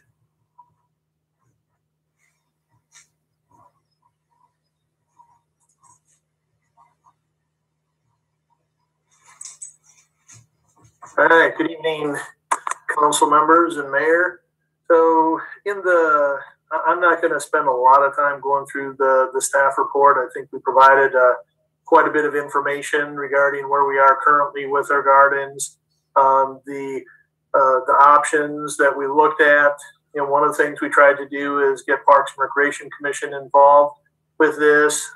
They did review it, looked at a lot of the information that has been provided in the staff report, and they did give you recommendations. So they did look at two options. Actually several options, but with the current gardens at Carr Park, that was one option about just adding some additional raised beds there, plus a water source. You know, cost of that option is just about $10,000.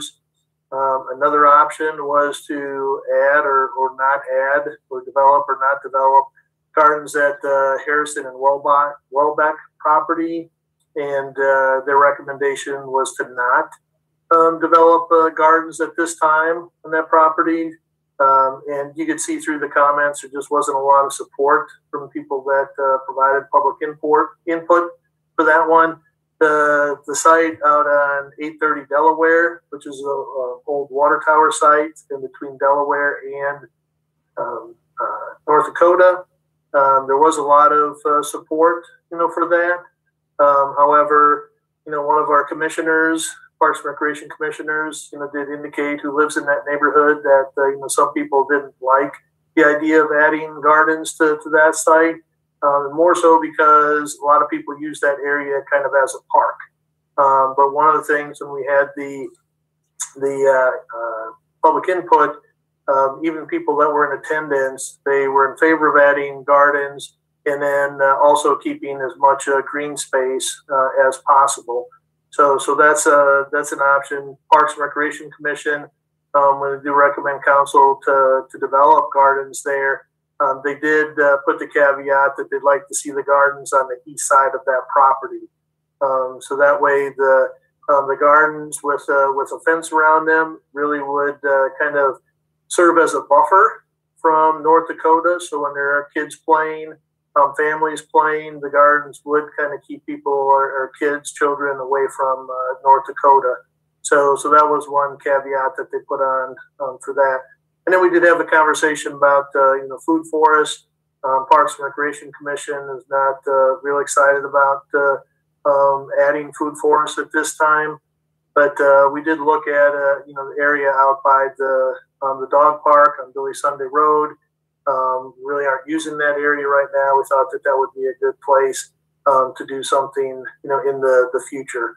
So with it, the staff comments, if council does choose to move forward, staff is suggesting that we go ahead and add some raised beds and a water source at Carr Park, develop gardens at the Delaware site, and hold off on doing anything at the Harrison site, and then also hold off on the food forest at this time. So with that said, I would entertain any questions that you may have. Thank you, Keith. Questions for Keith or comments? I really liked these suggestions, and I think starting slow is fine, starting with the one that you're recommending. The food forest, my thought about that at the dog park location, and I shared this with Steve in our weekly briefing, but I worry about having something like that on what I see as the far edge of town, although it does serve a lot of South Ames there too, but it is kind of remote, it's hard to get to, and if you have a bunch of food coming right at once, I can see some logistical challenges in getting that food to people who need it without having some sort of organization or volunteer group that's doing a lot of hauling.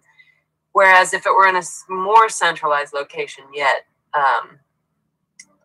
I think that might be well suited. Steve mentioned some floodplain property across from Hilton that maybe we could look at in the future. And again, no hurry on that one. I think it's a good idea and we can look at it in the future, but that's just my thought about the dog park as a potential future location of the food forest. I think we could do some beds out there, maybe for the people in the neighborhoods to the south, you know, some garden space. But yeah, just if I'm thinking about a bunch of things coming ripe at once, you know, that's going to be a lot of hauling. That's my only thought on that one. Yeah, I concur with that. I like the idea of the additional raised beds and providing water. It was, I think it was last summer, I was out for a run in Overland Park and came across one of their community gardens that they have located next to one of their libraries, and was blown away by how cool the orchards were. So they have a very well maintained community garden, also a pretty substantial area for flowers, and then on the perimeter they have these really great orchards. And I thought I sent pictures to the council. I was so excited to see just what this would look like in practice. So we can't always follow what a larger community does, but sometimes they can stimulate ideas, and I'm flexible on the timing. The other thing I would mention, in spending time with people at United Way, there are legitimate food insecurity issues in Ames, and our food banks, the demand on our food banks is sort of strong evidence of this. So this idea isn't just an aesthetic addition, but I think it would help to contribute over time to legitimate nutrition needs in the community. So flexible on timing, but I think that there's a good reason to continue to support for this. I have a question, Keith. How did you determine that Billy's Sunday was the only site that was big enough for a food forest, and how much land is typically needed for one? Well, with a food forest, we were looking at something that was not used, and we wouldn't be using that whole area out there. We'd use a portion of it. So we were looking at trying to, rather than maybe looking at a place that's already within the park system and used for other aspects of recreation. So we tried to look at an area that wasn't used. So that's why we kind of looked at that site, Rachel. As far as a food forest, and looking at it, I've seen some food forests that are small as maybe a quarter to a half an acre. And I've seen some that are 7 to 10 acres. It depends on the size of community and what people are looking at. So most of the food forests that we were looking at also, there did seem to be an organized component, to it. There were volunteer groups. There were different things. Some had, to your point, Bronwyn, there were some that we looked at that actually had regular pickup days, for produce, so in fact, I was just looking at one, and this is way larger than what we would look at, but in Atlanta, and in Atlanta is actually finding right now that they are having people come from outside of their community and outside of the state of Georgia to come to their food forest and get produce. Which is kind of defeating the purpose of really trying to address the community needs, which is what you were talking about, Tim. So it can vary in size, Rachel.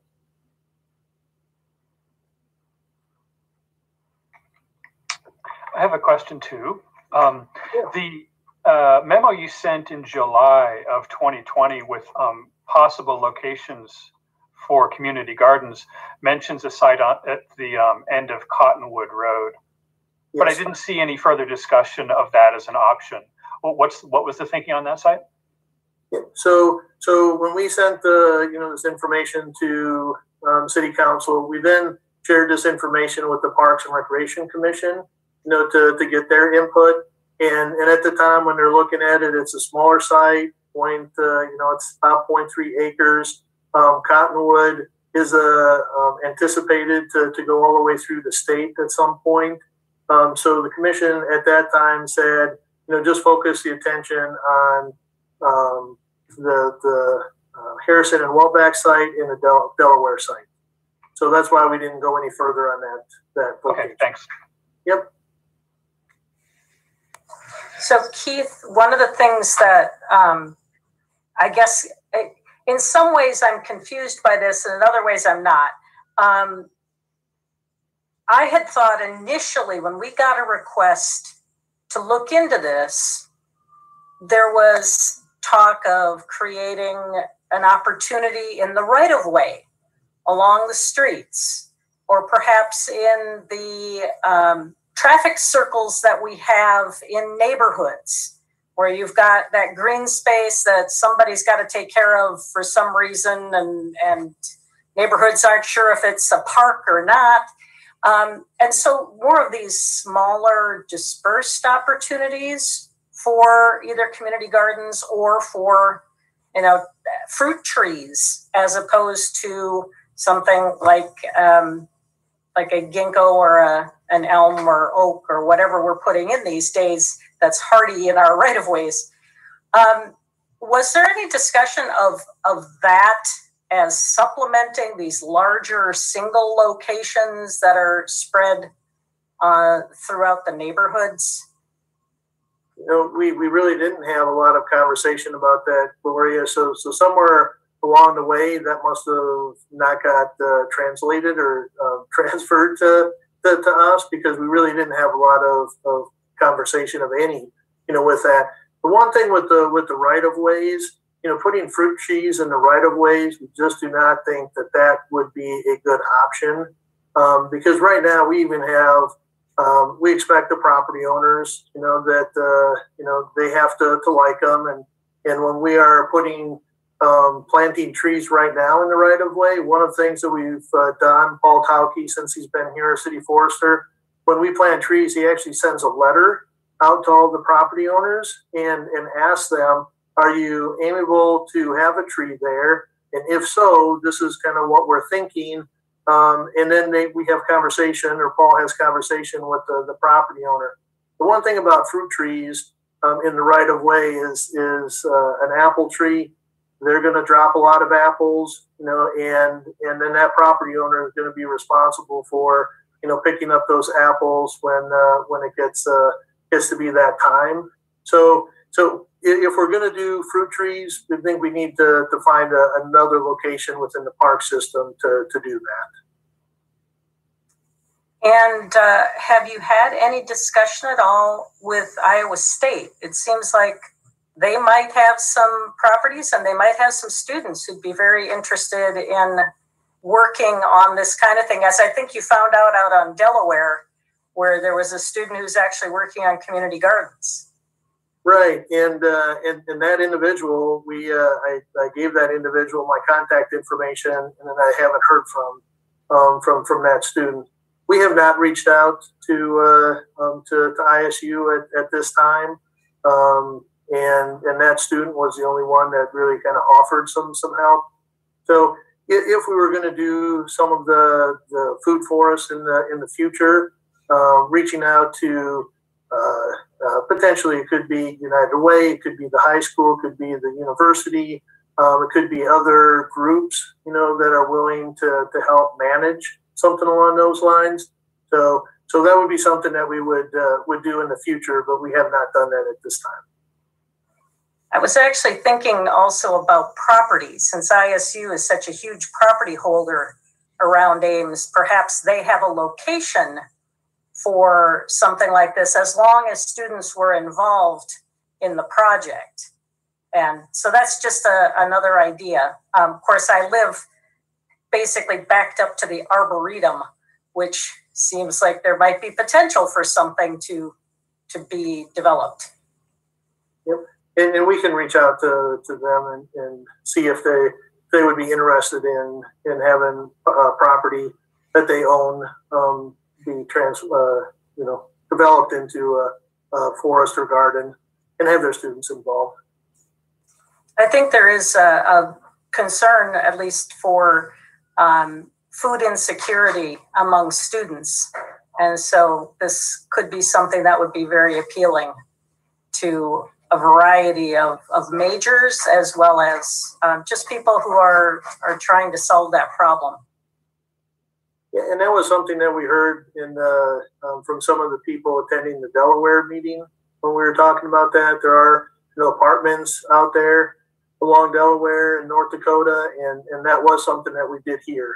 That it'd be very convenient for people in the apartment complexes to be able to garden and help meet some of those food needs that they have. Other questions or comments?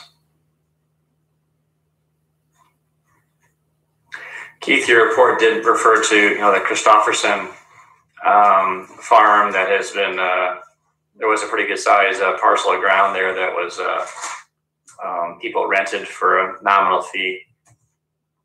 Was there any feedback from the community about trying to get something on the southwest part of town, a la, I understand that Cottonwood may go through in the future over to state, but I don't know that's necessarily that'd go through Iowa State property in the immediate offing. I think the Christofferson gardens weren't even raised bed; they were just basically ground level, just on the ground. But I don't know. It's just to put water there might be pretty expensive, but just don't know if you got any feedback from people on that particular item. It would be essentially a short-term option, but yeah, I did not get any feedback specifically about that. In the survey, if you read through that, there was put east, west, south, all different directions. West seemed to be one of the more popular options, and so on. But specifically about the south, southwest, we did not hear anything. Very good. All right, we'll open up to public comment. Brian, is there anybody that wants to address council on this topic this evening? And if so, we'd ask them to limit their comments to 3 minutes or less and give us their feedback. Mayor, I don't see anyone with their hand raised. All right, we'll close public comment.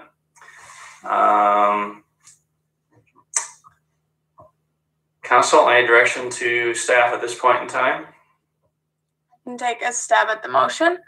I move to direct staff to pursue options 1 and 3, which are the raised beds and water source at Carr Park and the developing a community garden at 830 Delaware, and continue to explore location options and potential partnerships for food forests in Ames. I'll second. Okay, moved by Junk, seconded by Phoebe Hansen. Discussion.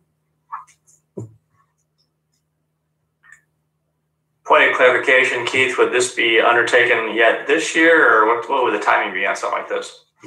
With a number of the projects that we have, going on, what we mentioned in the staff report is that if we could do the infrastructure, maybe we could get the water in at Carr Park, this summer, so they'd have a water source.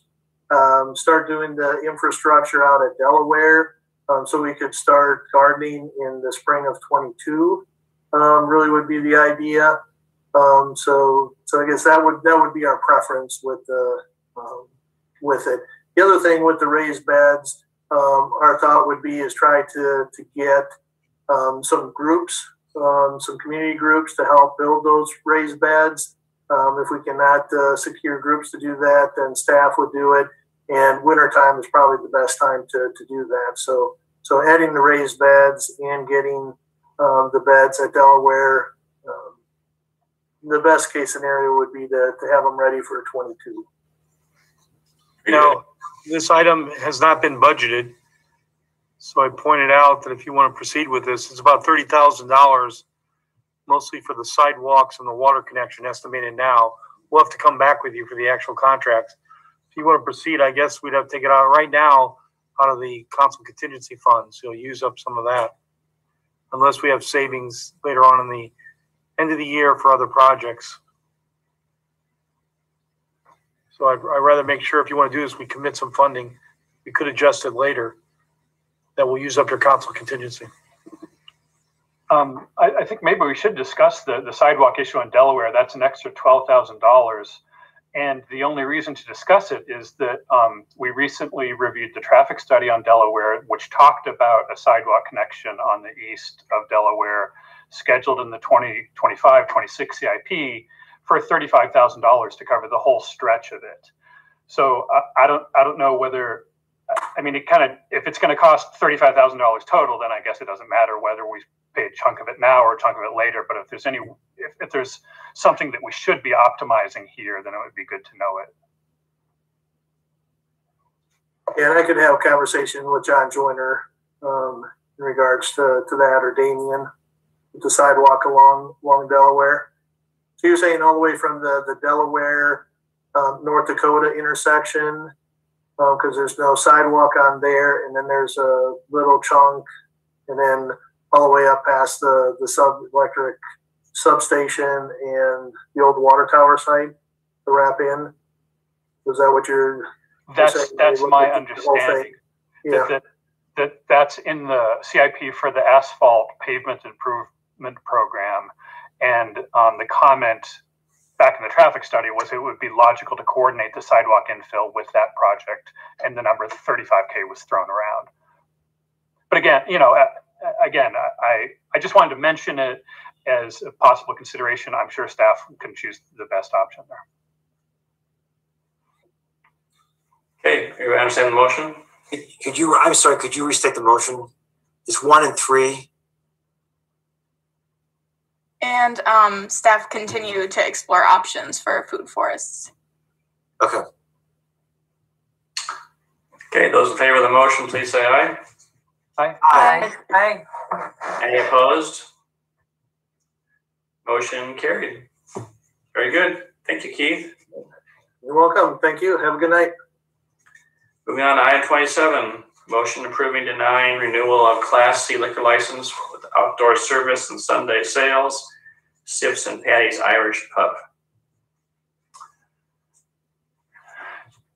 Andrew Huff, Police Huff. Good evening.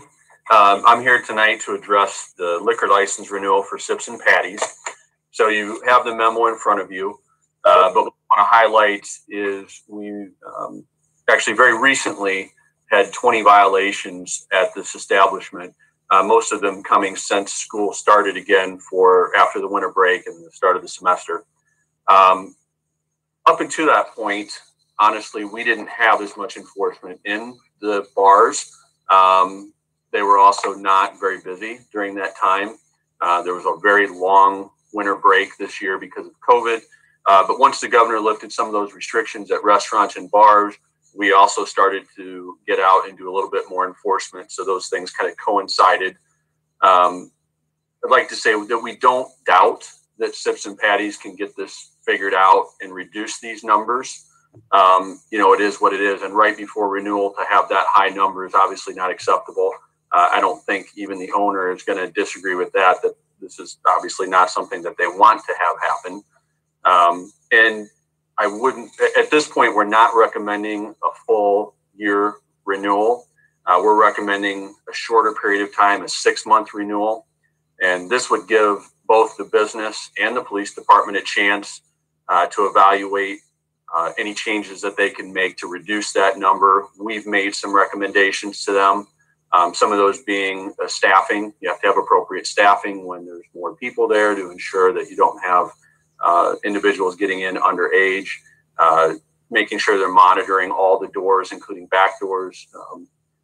And also there is an app available from the Alcoholic Beverages Division that you can use that will assist you. It's just one more tool that you can use to ensure that an ID is presented for someone that's 21 or older.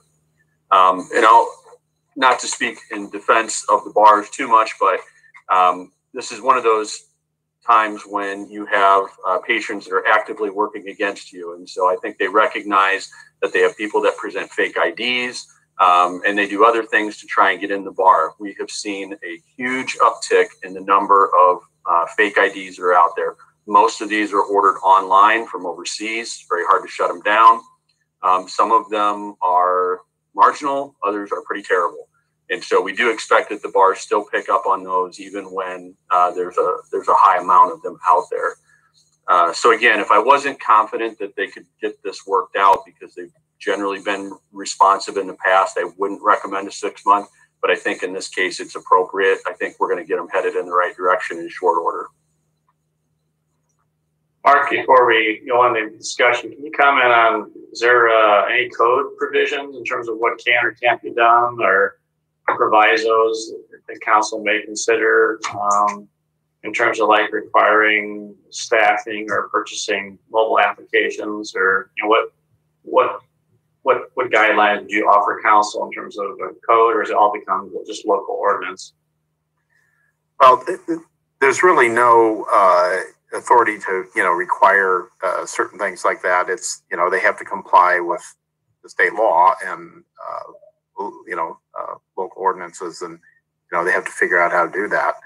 Other bars figure out how to do that. So I will say that the options are kind of limited here.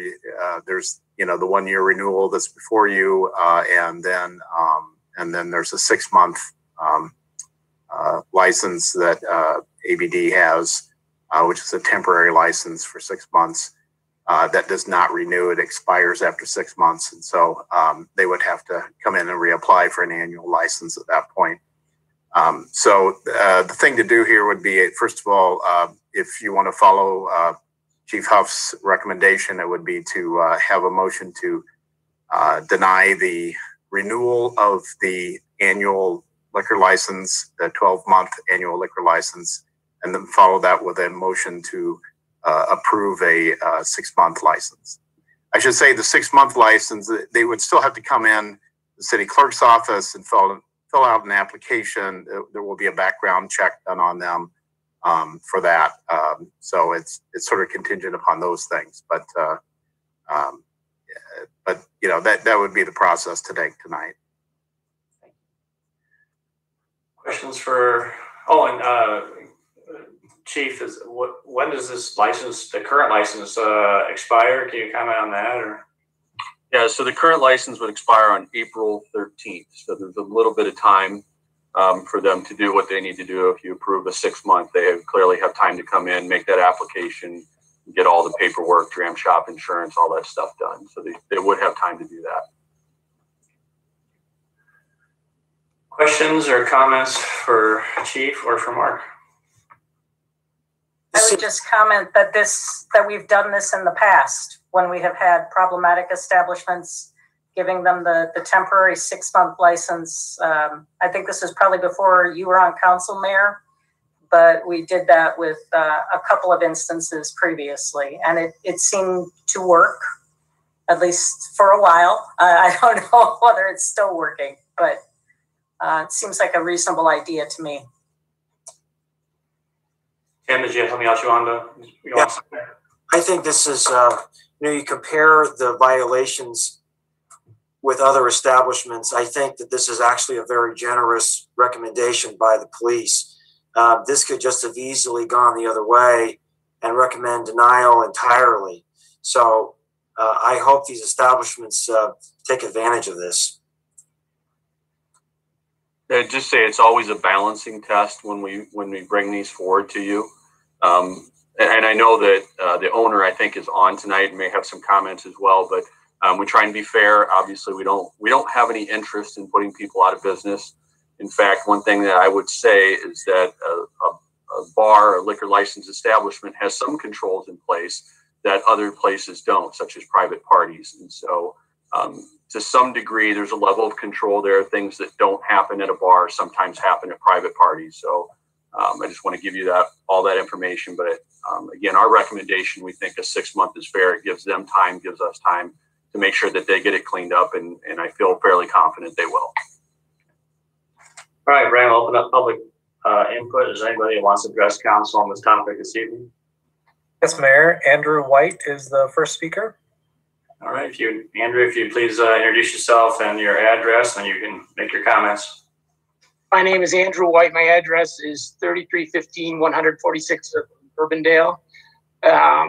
Thank you, Council. I'd like to give a little bit of context, and then I'll answer questions if need be, and also let you know what we have done and what we are doing to continue to combat the challenges with fake IDs. First of all, for context, or right up front, I'll say that 15 violations, 9 at one of the bars, 6 at the other in January is unacceptable, and I can't justify it, so I won't try to. it caught me off guard as well. I just found out on Friday because the original information that came in the email at the beginning of February showed 7 violations. So after I talked to Chief Hoff on Friday and asked for some clarity, he came back to me and they realized that there was violations within the violations. So as an operator, I hadn't seen that at the beginning of February, when the first memo came out to all of the bars. But not that that matters, but a little bit of context. There was 15 violations in January, unacceptable. But for 13 months, going back to last January, there's been a grand total of 23, only 8 others the entire year. Now, as the chief said, business was slower, although we were still operating 10 months out of the 13.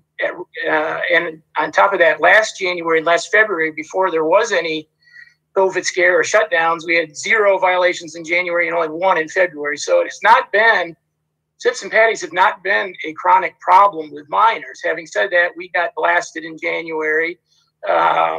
And we have turned in, the bars have turned in over 300 IDs, as the police memo documented.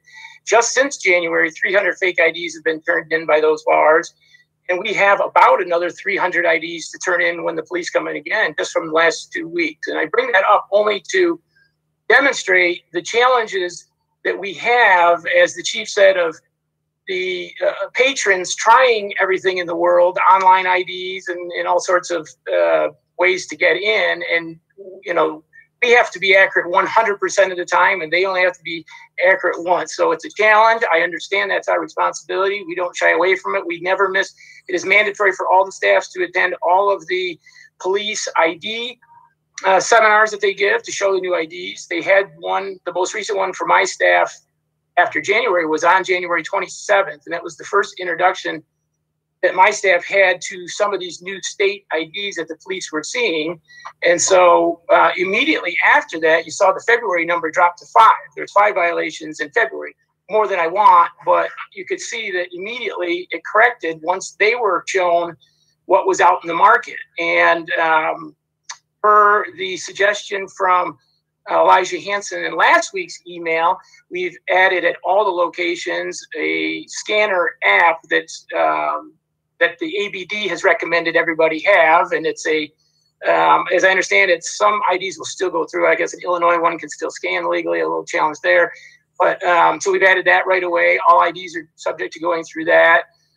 We've bolstered all of our exits. We had people monitoring exits in the backs of the buildings, but not necessarily planted there. So since this came to light last week, we've planted a physical person at all rear exits to make sure there's no opportunity to come in that way.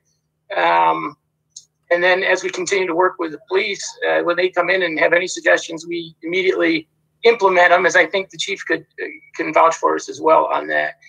Again, I'll answer questions if need be. Otherwise, aware of it. It was January, completely unacceptable. But I would just like to say one more time, I understand the severity of minors. We don't want them. We don't need them. And other than one blip there, which is an outlier, you know, 12 other months, there was a total of 8 minor in possession. So again, I'll answer questions if need be. Thanks, Andrew. Any questions for Andrew? Thank you. Council? Sorry, Brian, is there anybody else that wants to address council on under public comment on this one? Mayor, I don't see any other hands raised. All right, we'll close public comment. Council? Move approval for a 6-month license. Could you wait? I think that, Mark, would you restate that again? Yeah, I would say to move to deny first the 12-month license renewal, and then do a separate motion to approve the 6-month. Okay. Move to deny the 12-month. Is there a second? Second. Second by Vischer. Any discussion? Those in favor say aye. Aye. Aye. Aye. Any opposed? Motion carried. Tim? Move to approve the 6-month. Second.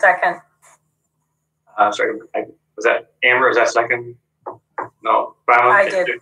Or Bronwyn, both of us. Brown, all right. Discussion? Those in favor of the motion say aye. Aye. Aye. Any opposed? Any abstaining? Motion carried. Anything else, Chief? All right, very good. Thank you, Chief. Thank you, Mark. Moving on to item number 28. Actually, let's take a quick 5-minute break before getting to the hearings, and then we'll zoom at 8:15.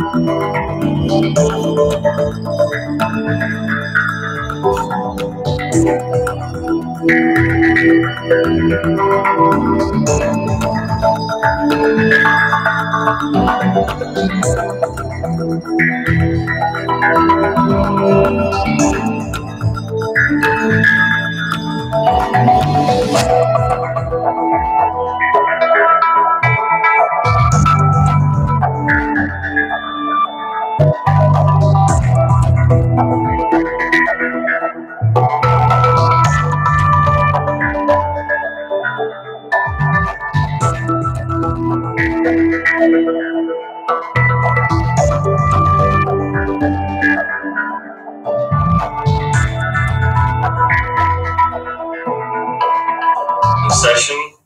Moving on to item 28, hearing a proposed change of use for city-owned properties. Vanessa. Good evening, Mayor and Council. You have before you an item to request a change in the use of the designated properties that we call the 6th Street properties. That's right across from the City Hall to the north. This was part of a program that we did back in 14-15, where we continue to acquire properties and demolition properties and make them available for sale for affordable housing. And that is the program in which we bought these properties. We did attempt to do an RFP on the properties to build affordable housing back in 2015, but we didn't get any qualified applications. And subsequently after that, we purchased the properties at 321 State. And we also pursued trying to combine the two efforts to get developers to not only build on State, but also build on this site. But the site wasn't really big enough to really qualify for low-income tax credits. So at that time, we kind of just thought about what we needed to do with it. And back in back in 2019, we decided that council approved us to put the property up for sale to be used towards the public infrastructure improvements at the Baker subdivision. However, I didn't get to do that in 2019. Then in 2020, once we did the final improvements for Baker subdivision, the project came in over $1.3 million. And so one of the things that we allocated in our budget for that was the anticipated sale of not only this property, but some other properties to help make up the budget so that we can get the latest round of infrastructure improvements on the site. So the long and short of it, when council directed us to move forward, because we used our CDBG funds to purchase the lots, the HUD requirements say that we have to notify the public if we want to change the use from affordable housing to either another project or to remove the use at all.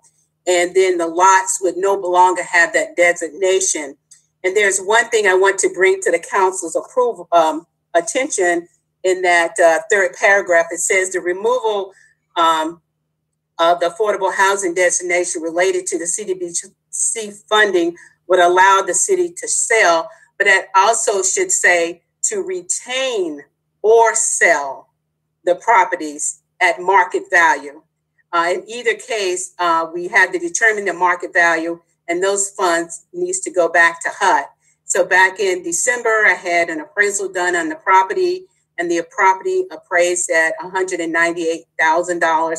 We initially purchased those properties at $150,000. So that is what HUD requires. So at this point, the city could retain or sell the property, but in any case, we have to return the funds to HUD.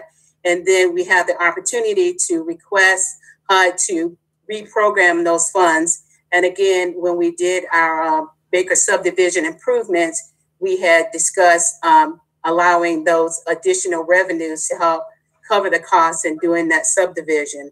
And so we did put the action out for public comment. And as you can see on your council action form, we did receive one comment during the period. But other than that, that was the only comment that we received regarding their concern that it should remain as affordable housing designation. And with that, we have kind of met the requirements for the public comment and feedback on the use. And at this point, if council desires, we would proceed with either having the council, the city retain the property, or we can put the property up for sale. But in either case, if we remove that designation, the market value amount has to be repaid back to HUD. And so I will stop there and ask if you have any questions. Thank you, Vanessa. Questions for Vanessa or comments? I might want to point out that the purchase of this property from ourselves or retaining it for fair market value is part of the strategy for the construction of the plaza east of City Hall. With the removal of the parking, we'd hope to reestablish downtown parking on that new lot just north of City Hall. And funds have been placed in the budget to acquire the property as well as build the parking lot, if you recall. Okay. I would also want to mention one other thing, Mayor and Council, is once we get through this step of changing the use, HUD is still letting me know whether or not we have to amend our action plan to receipt the funds in. Now, we just submitted our action plan last month, so we're still waiting on approval for that. And so if that is the case, then we will bring our 2020 action plan to council for amendment to add these funds back in. So that might be another step, or it may not be a step at all. I just wanted you to be aware in case I bring this back to your attention for an amendment to our upcoming 2020 plan. Thank you. All right, we're going to open up the public hearing on proposed change of use designation for city-owned properties located at 519, 525, and 601 6th Street. Brian, is there anyone that wants to address council under public hearing on this particular item? Mayor, I don't see any hands raised. Okay. Declare the public hearing to be closed. There's no further discussion. I entertain a motion on resolution approving change of use designation. Move alternative 1. Okay. Is there a second? Second. All right. Any further discussion? All right, roll call, please. Barton. Aye. Junk. Aye. Corriere. Aye. Martin. Aye. Aye. Betcher. Aye. Thank you. Thank you, Vanessa. Thank you. Have a good evening. All right, can move on to item number 29. And as we get into this item, just for clarification, as people and as council knows, the creek which flows on the west side of town was recently renamed to Ioway Creek, but it's going to take some time to get that essentially changed on some of the project names. Some of them may actually have received some funding and are known by the former name of the creek. So it's not meant to be disparaging or to be disrespectful or to say we're not taking that into consideration. However, here we have a public hearing, and if this is official project name, that needs to be maintained, I'm sure, for grant and other uses, and I'll let Tracy offer any more input, but we are aware of that, and we regret the fact that it's not showing up as a new name, but it's going to take a little while to get a change, I think. Tracy? Yes, thank you, Mayor. As soon as we knew of the name being changed, we reached out to Iowa Homeland Security, who is reaching out to FEMA. So this project does have FEMA funding, and on the grant award document, it mentions the former name. And so we have not heard back from FEMA yet, but we are pursuing that. And so we will, with press releases, use the new name, but as far as the project, We'll need to just continue to get that clarity. This is award of a tree clearing contract, and then we will, in a few months this summer, be coming out with another bid package. So hopefully we'll have clarity from FEMA, and maybe we can use that new name by then. Thank you, Tracy. Any questions for Tracy on the project or the council action form? Seeing none, I'll declare the public hearing on Squaw Creek water flood mitigation tree clearing project to be open. Is there anybody, Brian, who wishes to address council on this particular topic? Mayor, I do not see anyone with their hand raised. All right, declare the public hearing to be closed. Entertain a motion on resolution approving final plan specifications, awarding the contract to RW Excavating Solutions LC of Prairie City, Iowa, in the amount of $74,745 for the base bid, plus alternates 1, 2, 3, 4, 8, 9, 10, and 11. So moved. Martin? Second. And Betcher, thank you. Roll call. Junk, Aye. Corriere, Aye. Martin. Aye. Beatty Hansen, Aye. Etcher, Aye. Barton. Aye. Thank you. And entertain a motion on resolution approving contract and bond. So moved. Second. Second. Great. Martin and Betcher, thank you. Roll call. Corriere, Aye. Martin. Aye. Beatty Hansen, Aye. Betcher, Aye. Garton, Aye. Junk. Aye. Thank you. Thanks, Tracy. Moving on to item 30, hearing on essential corporate purpose general obligation bonds and general obligation refunding bonds. Dwayne? Yeah, this is our usual bond issue to support the CIP. I will mention one thing that's a little bit different this year that comes up from time to time is that you'll have two hearings, one on the vast bulk of the issue, and that's both the refunding that we're anticipating and also the bonds to fund the CIP, and that's all laid out in the council action form. But there's also a second hearing for a smaller amount of $700,000, and that is bonds for what is called general purposes rather than essential corporate purposes. So that is subject to a reverse referendum, and you'll need to hold a separate hearing on that. So that's why it's a little bit different. I will mention on the refunding this year, the bond market has softened a little bit when we first looked at this, but there was still a tremendous amount of savings. Part of what's driving this is one of the issues for the library renewal. So it would be a larger issue than normal that we would be looking at refunding when we make this issue. So along with that will come some greater savings than we would typically see. This regular bond issue funds the CIP, potential refinancing, and then the $700,000 general purpose, which is for the downtown plaza, also in the CIP. Questions for Dwayne or Nancy? Hearing none, declare the public hearing on essential corporate purpose general obligation bonds and general obligation refunding bonds to be open. Brian, is there anybody that wishes to address council on this item? Mayor, I don't see any hands raised.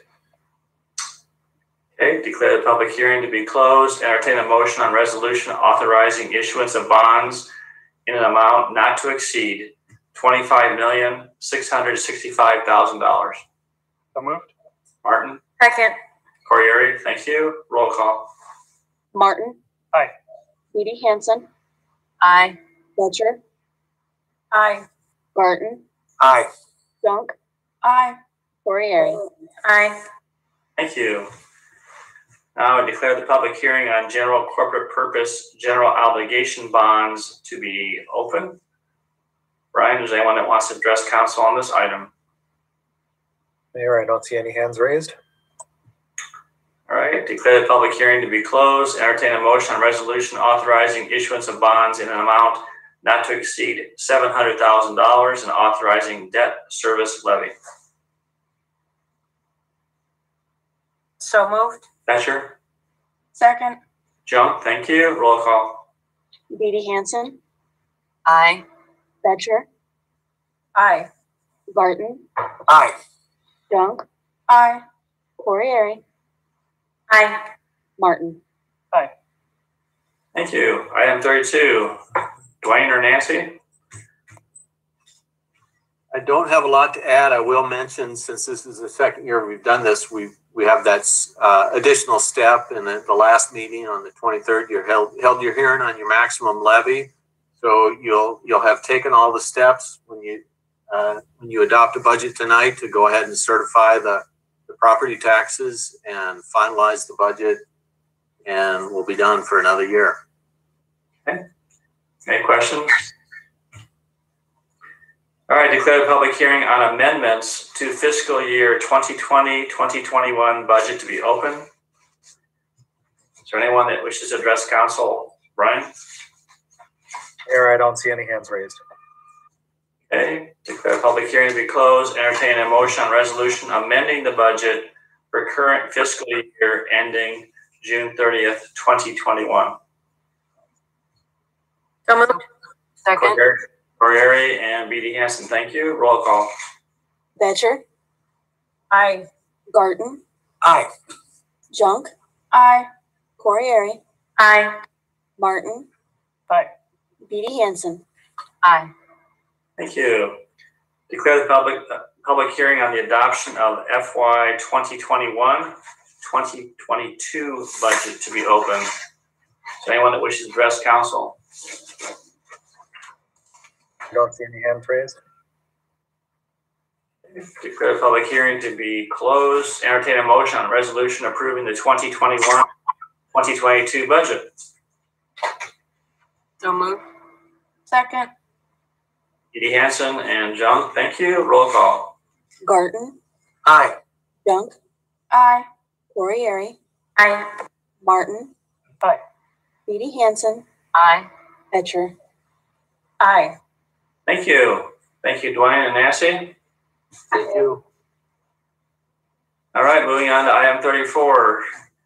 Council, any questions for staff on this item of vacating public utility easement at 220 South Duff Avenue? All right, declare the public hearing on vacating public utility easement across portions of 220 Duff Avenue to be open. Is there anyone, Brian, that wishes to address council this evening on this item? Or I don't see any hands raised. Thank you. Declare the public hearing to be closed. Entertain a motion on resolution vacating easement. So moved. Carton Second. and Junk, thank you. Roll call. Junk, Aye. Corriere, Aye. Martin, Aye. Beatty Hansen, Aye. Betcher, Aye. Garten. Aye. Thank you. Moving on to item 35. Entertain motion on second passage of ordinance requiring secondhand dealers to obtain a permit to conduct business within the city of Ames. Hold on a second. Second. Is that Amber? I'm sorry. Amber and Rachel, thank you. Roll call. Corriere, Aye. Martin, Aye. Beatty Hansen, Aye. Betcher, Aye. Garten, Aye. Junk. Aye. Thank you. Entertain item 36. Entertain motion on second passage of ordinance reducing the number of vehicle parking spaces required for apartment use in the downtown service center zoning district. So moved. Move on second. I think David, you moved that first. Move, and then Gloria, is that right or not? Second. Yep. All right. Roll call. Martin, Aye. Beatty Hansen, Aye. Betcher, Aye.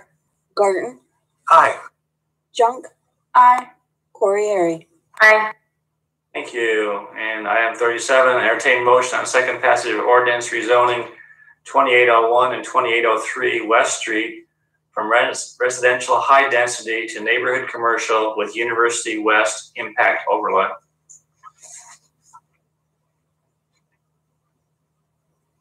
So moved. Bronwyn, thank you. And Rachel, thank you. Roll call. Beatty Hansen, Aye. Betcher, Aye. Garten, Aye. Junk, Aye. Corriere, Aye. Martin. Thank you. Moving on to dispositions of communications to council. There are 7 items this evening, council. We'll start with a letter from Mayor John Pop from Gilbert. I don't think any actions needed on this. This will be part of the discussion on the fringe area plan after we get done with our land use policy or our comprehensive plan discussion. So, Mayor, you want to acknowledge receipt of his thoughts? They'll be discussed later on when we talk about the fringe area plan. No actions required at this time. We'll just send a letter to him acknowledging receipt of his letter then. All right. Second is letter from John Hall regarding request to begin Ames Urban Fringe Plan Amendment. I referred this to the planning director to give you a memo on it's a little bit of a complex issue here that needs a memo to you. Move we request a memo from staff. Second. Betcher and Martin, thank you. Those in favor say aye. Aye. Aye. Any opposed? Carried. Item 3, email from Walter Hyde requesting city to allow green burials in areas of the Ames Municipal Cemetery. I'd ask that you refer this to the Parks and Rec director for a memo explaining what we can and can't do now regarding that concept. So moved. Second. So let me just be a sounding board. Do we really have an interest in this?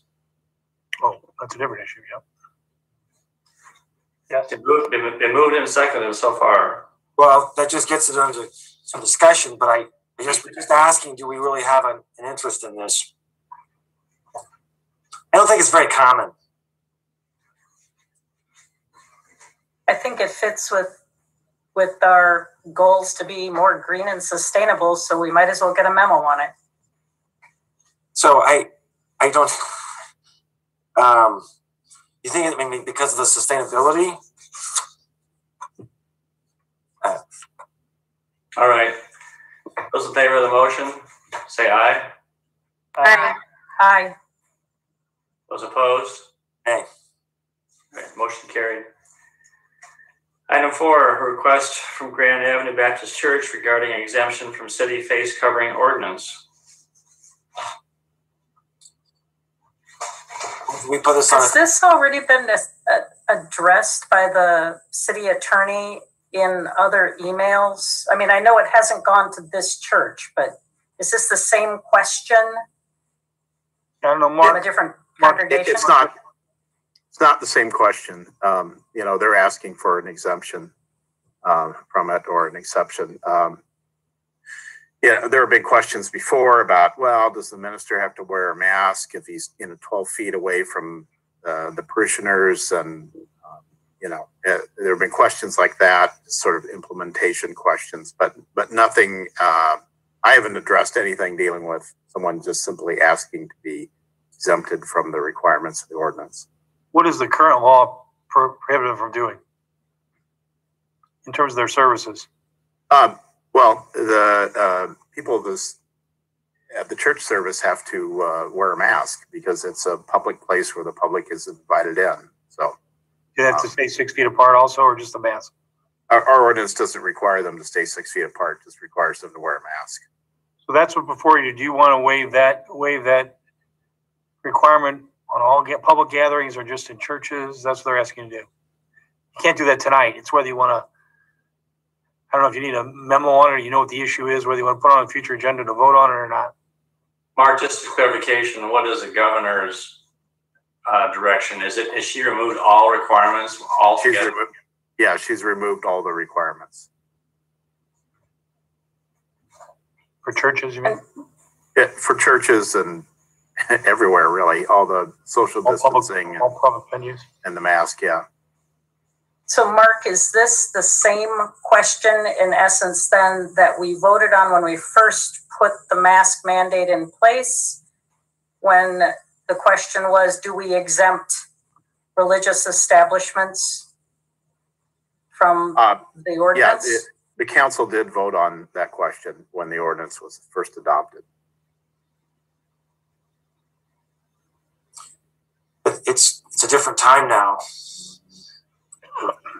So I move that we would put this on a future agenda. I think it's given the circumstances and the direction of the progress in terms of dealing with the virus. I think this is a good opportunity for us to have a community conversation about this. There's a second? I'll second. All right. Any further discussion? Just to clarify, is that the change only for religious gatherings, or is this for all public venues? Just for religious, churches historically have had special treatment, different restrictions, and I think it's time to revisit this given the change of circumstances. So my motion is limited to just churches or religious. Just churches? You mean religious? There are other all denominations? Correct, of course. And before we vote on this, can we just confirm with Mark that that it's the times have changed enough for us to revisit this issue that we voted on before? It's we're not asking to reconsider. Obviously, that's not, the time is long past than that. Right. But so, and every other way, this is an acceptable motion, correct? Yeah, it's fine. I mean, you have a new request that's come in, so.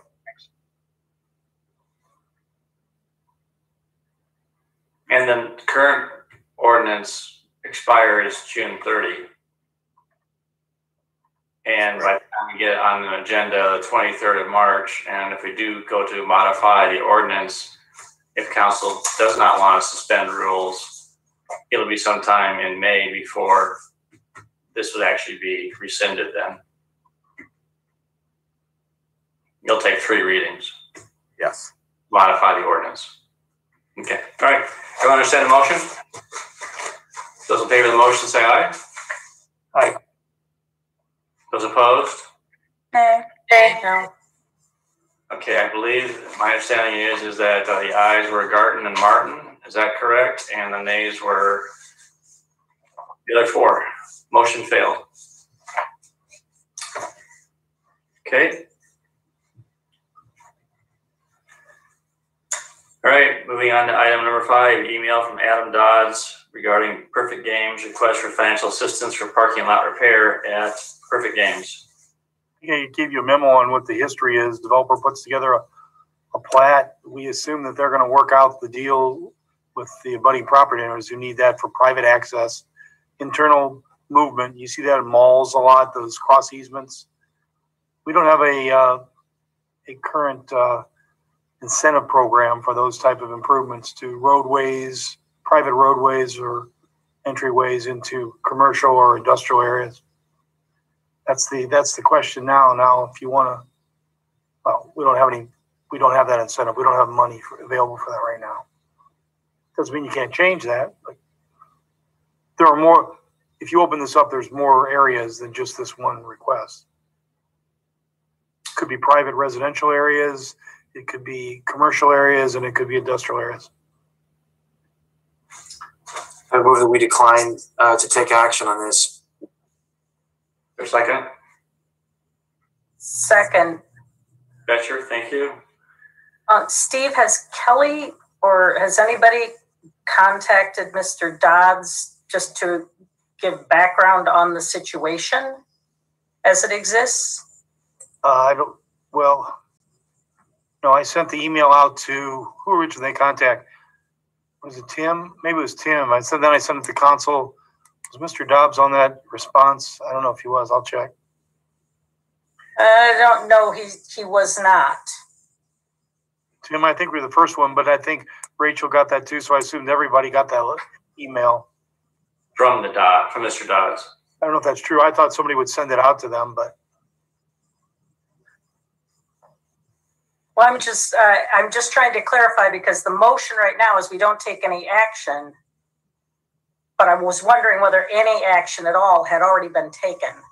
Nope. Because it seems Not to like Mr. Dodds. I could send that same response out to Mr. Dodds. Well, explaining the cross easement, and the council decides not to support, or no, there's no incentive programs currently with the city.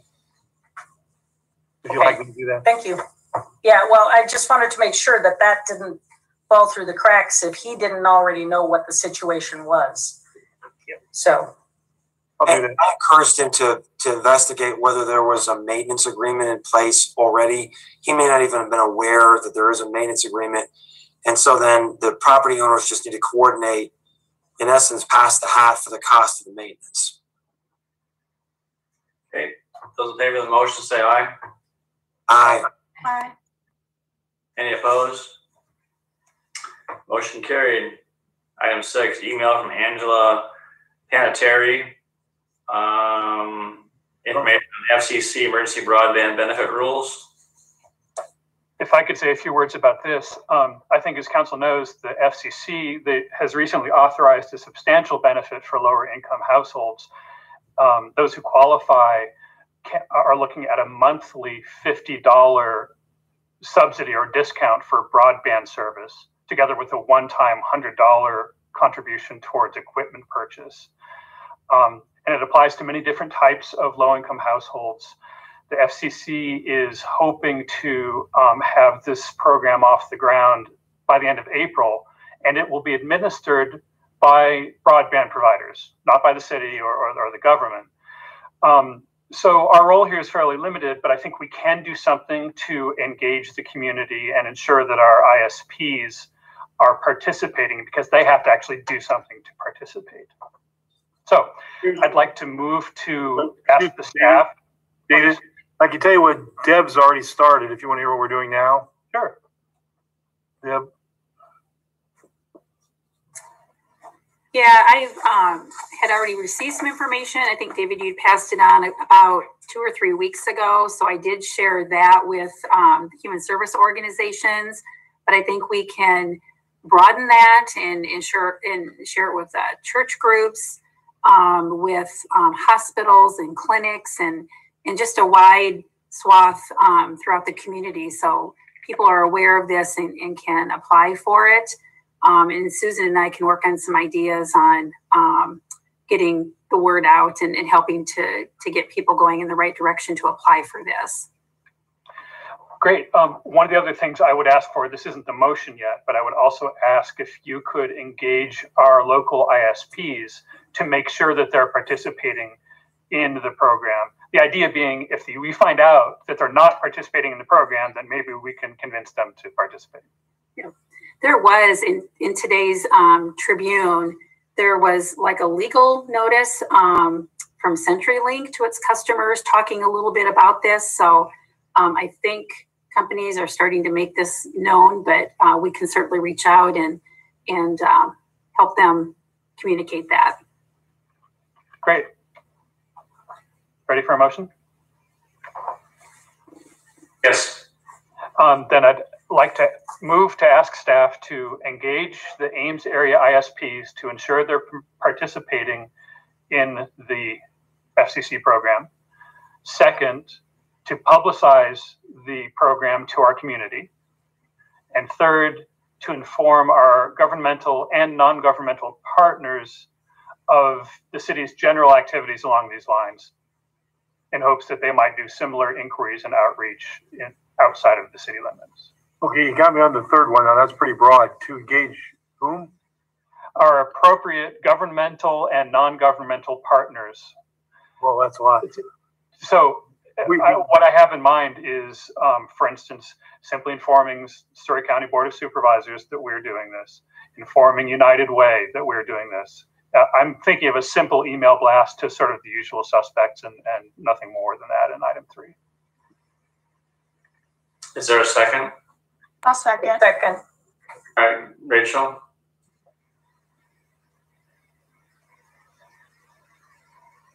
Everyone understand the motion? Those in favor, say aye. Just a quick word, David. Thank you for your paying attention to this and bringing this to our community. I think very few city councils have someone that has a technical expertise to follow this stuff. So we're we're benefiting from your background and thoughtfulness. So well done. I'd also say that I think very few people in America read legal notices because it's like 0.2 font. So they're complying with the legal requirements, but the point is that this motion would certainly allow better publication of what benefits there are available. So, We publish some legal notices too, don't we? Well, I read those, but I don't read other ones. All right. Those in favor of the motion, please say aye. Aye. Aye. Any opposed? Carried. All right. Number 7 is memo from Tracy Peterson and Neil Weiss. And I think in essence of doing is asking if they're interested in putting an item on the agenda on the 23rd for a short presentation regarding Story County Water Monitoring and Interpretation Plan. Even if you don't do this, you'll be getting a copy of the report. All participating parties will. I guess I just want to know, do you want to make room on your agenda to have a personal presentation? I think it'd be great. I move we put it on the agenda. A second. Second. Martin, thank you. All right. Those in favor of the motion say aye. Aye. Aye. Aye. Any opposed? Motion carried. All right, just by way of review, Steve, maybe staff could draft a letter to Mayor Pop over my signature. I can go ahead and sign it, just acknowledging receipt of that letter. And then I will follow up with Mr. Schumacher at Grand Avenue and let him know the council's decision. Otherwise, I believe everything else has been covered. All right, moving on to council comments. David, start with you tonight. Great. Okay, so I'm going to ask for your patience a little longer. This is going to sound a little random, but the idea is to improve the speed at which we can do some things. Let me remind you, on December 22nd, we wanted to pass 3 ordinances regarding short-term rentals, and we wanted to do it in a single meeting. So I don't know if you remember, but to accomplish this, we marched through 12 exhausting roll calls to cover these 3 ordinances. And I think we could have done it in 4 roll calls total. The question I'm looking at is, once we've passed the supermajority threshold of suspending the rules, how many additional votes do we have to take to enact an ordinance? I've already discussed a possible improvement with Mark, Steve, the mayor, and Rachel. And I think Mark has already done some research on this. So specifically, what I understand is after first passage of an ordinance, we could simply move to suspend the rules and publish the ordinance. If that got a supermajority approval, then we'd be done. Wouldn't have to do second or third roll calls at all. So, but we have to get on the same page about this, make sure that we agree this is the truth. So I'd like to move to ask the city attorney for a memo on requirements for suspending the rules regarding multiple readings of an ordinance prior to its passage. Second. Okay. So my only question is, this doesn't come up that often. I know it comes up some though, and it's always kind of irritating what it does. And I'm asking your forgiveness for bringing it up. I think it's an improvement, but it's not an earth-changing one. We get paid by the hour, right? When that's fine. Those in favor of the motion say aye. Aye. Aye. Opposed? Carried. Nothing else from me. Thank you. Thank you, Gloria. I've been attending the NLC Capital City Conference, and I sent you all an email with that update on the new American Rescue Package? They have so many of those acronyms, I can't even remember. I've been thinking of it as the ARP Act. And that actually sounds like it could have potential to also help some of those low-income community members with broadband issues. If the city wants to take advantage of perhaps using some of the money we receive to create some additional Wi-Fi hotspots or something in targeted census tracts where there may be a higher percentage of LMI community members. I hadn't thought through this very much. I just heard about this afternoon, but it's something that we could consider since I think Steve and I anyway heard the presentation by the community and regional planning students who pointed out that there are challenges within the community for those people who cannot afford to have broadband, and so that hampers our engagement efforts. Anyway, this is something to think about, and we'll get more specifics on that money that's coming to the city eventually.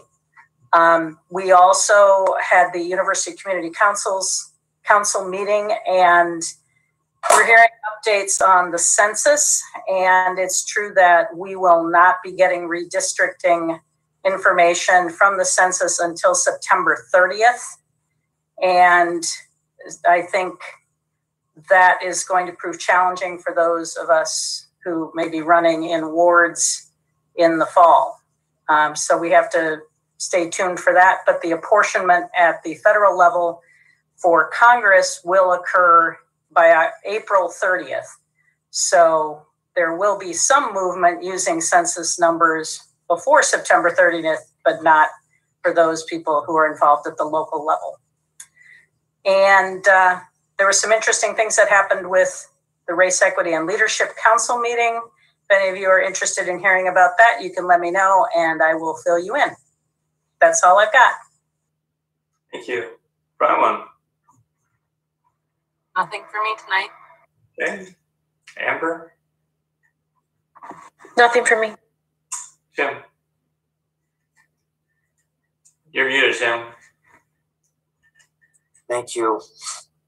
So it's been a little challenging year for basketball for people in Ames, but I have some exciting news that Ames plays in the state tournament. Go Ames tomorrow at 2:00. Very exciting. They're number 3 ranked and they're playing number 6 Council Bluffs. So go Little Cyclones. That's all tonight. Thank you. Rachel. Nothing tonight, thanks. Nicole. Nothing from me.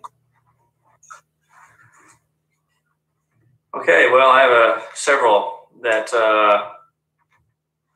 I would like to cover. One is, as you're aware, the legislature is in session, and I'm spending a significant amount of time in meetings, and preemption, local preemption is a tagline on many, many of the items. I'm not going to go through them this evening. There's a lot of efforts being done. We're trying to network with mayors across the state. We're working with Iowa League of Cities. We're a member of the Metro Coalition. But it just is a constant drumbeat. And so if you have any occasion to interact with any of our legislators, which happen to be primarily in the minority party, but for one member who is out by Mr. Dio, it is definitely a challenge, and so it's just an FYI. To piggyback on what Gloria shared about redistricting, that was a topic of discussion with a mayor's group, Iowa League of Cities, and also with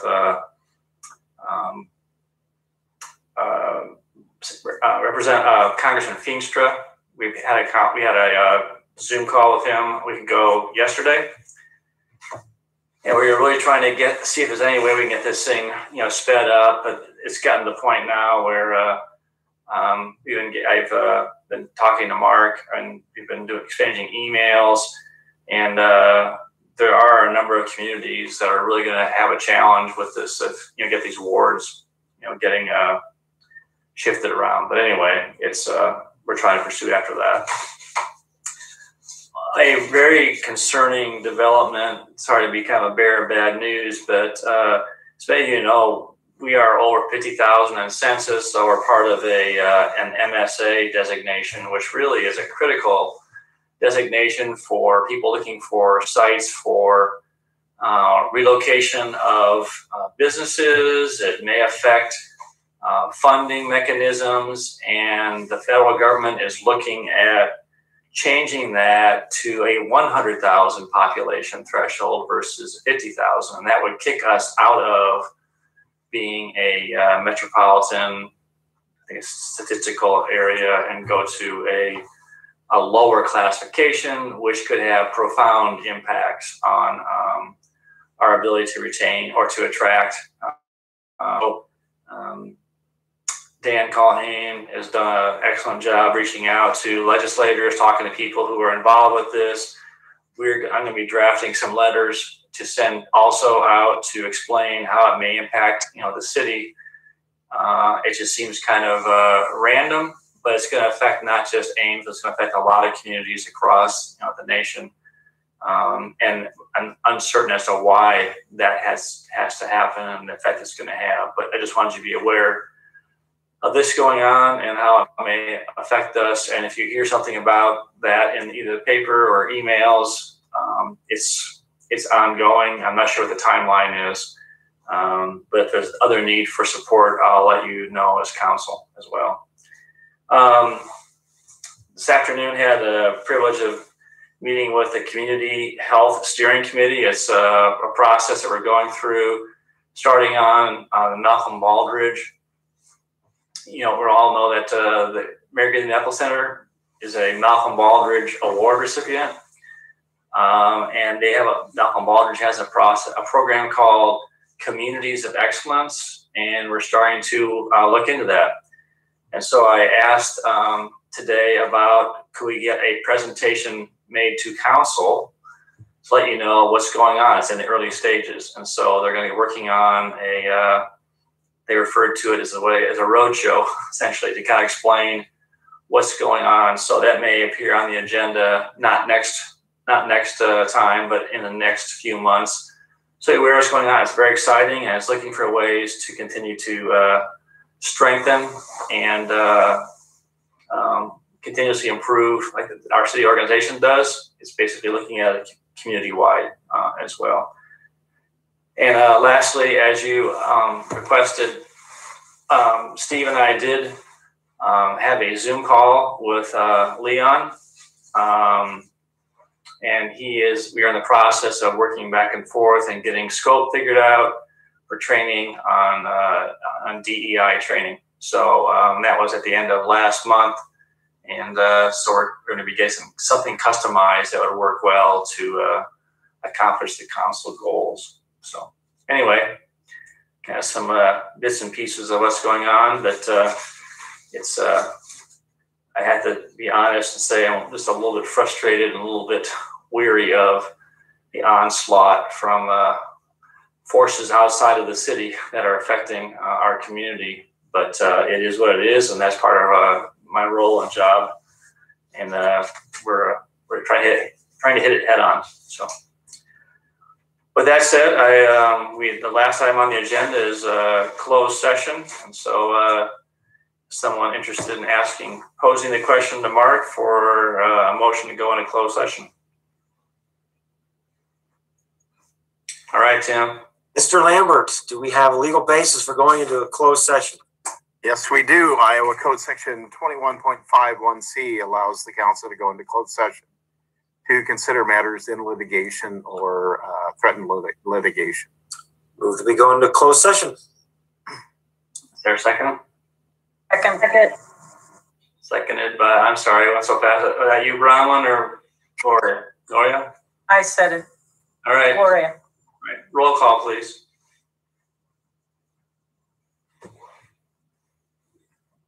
Sorry. Betcher? Aye. Barton? Aye. Junk? Aye. Corriere? Aye. Martin? Aye. Reedy Hansen? Aye. Okay, for those who may be watching or being on Zoom, we will be leaving this Zoom meeting to join a separate Zoom session, closed session, and then we'll come back to this particular Zoom meeting to, after closed session is over, back in open session for any kind of action that may be warranted and or for adjournment. So council, we are going to go ahead and move from this Zoom meeting to the Zoom link that was sent to you earlier today. So.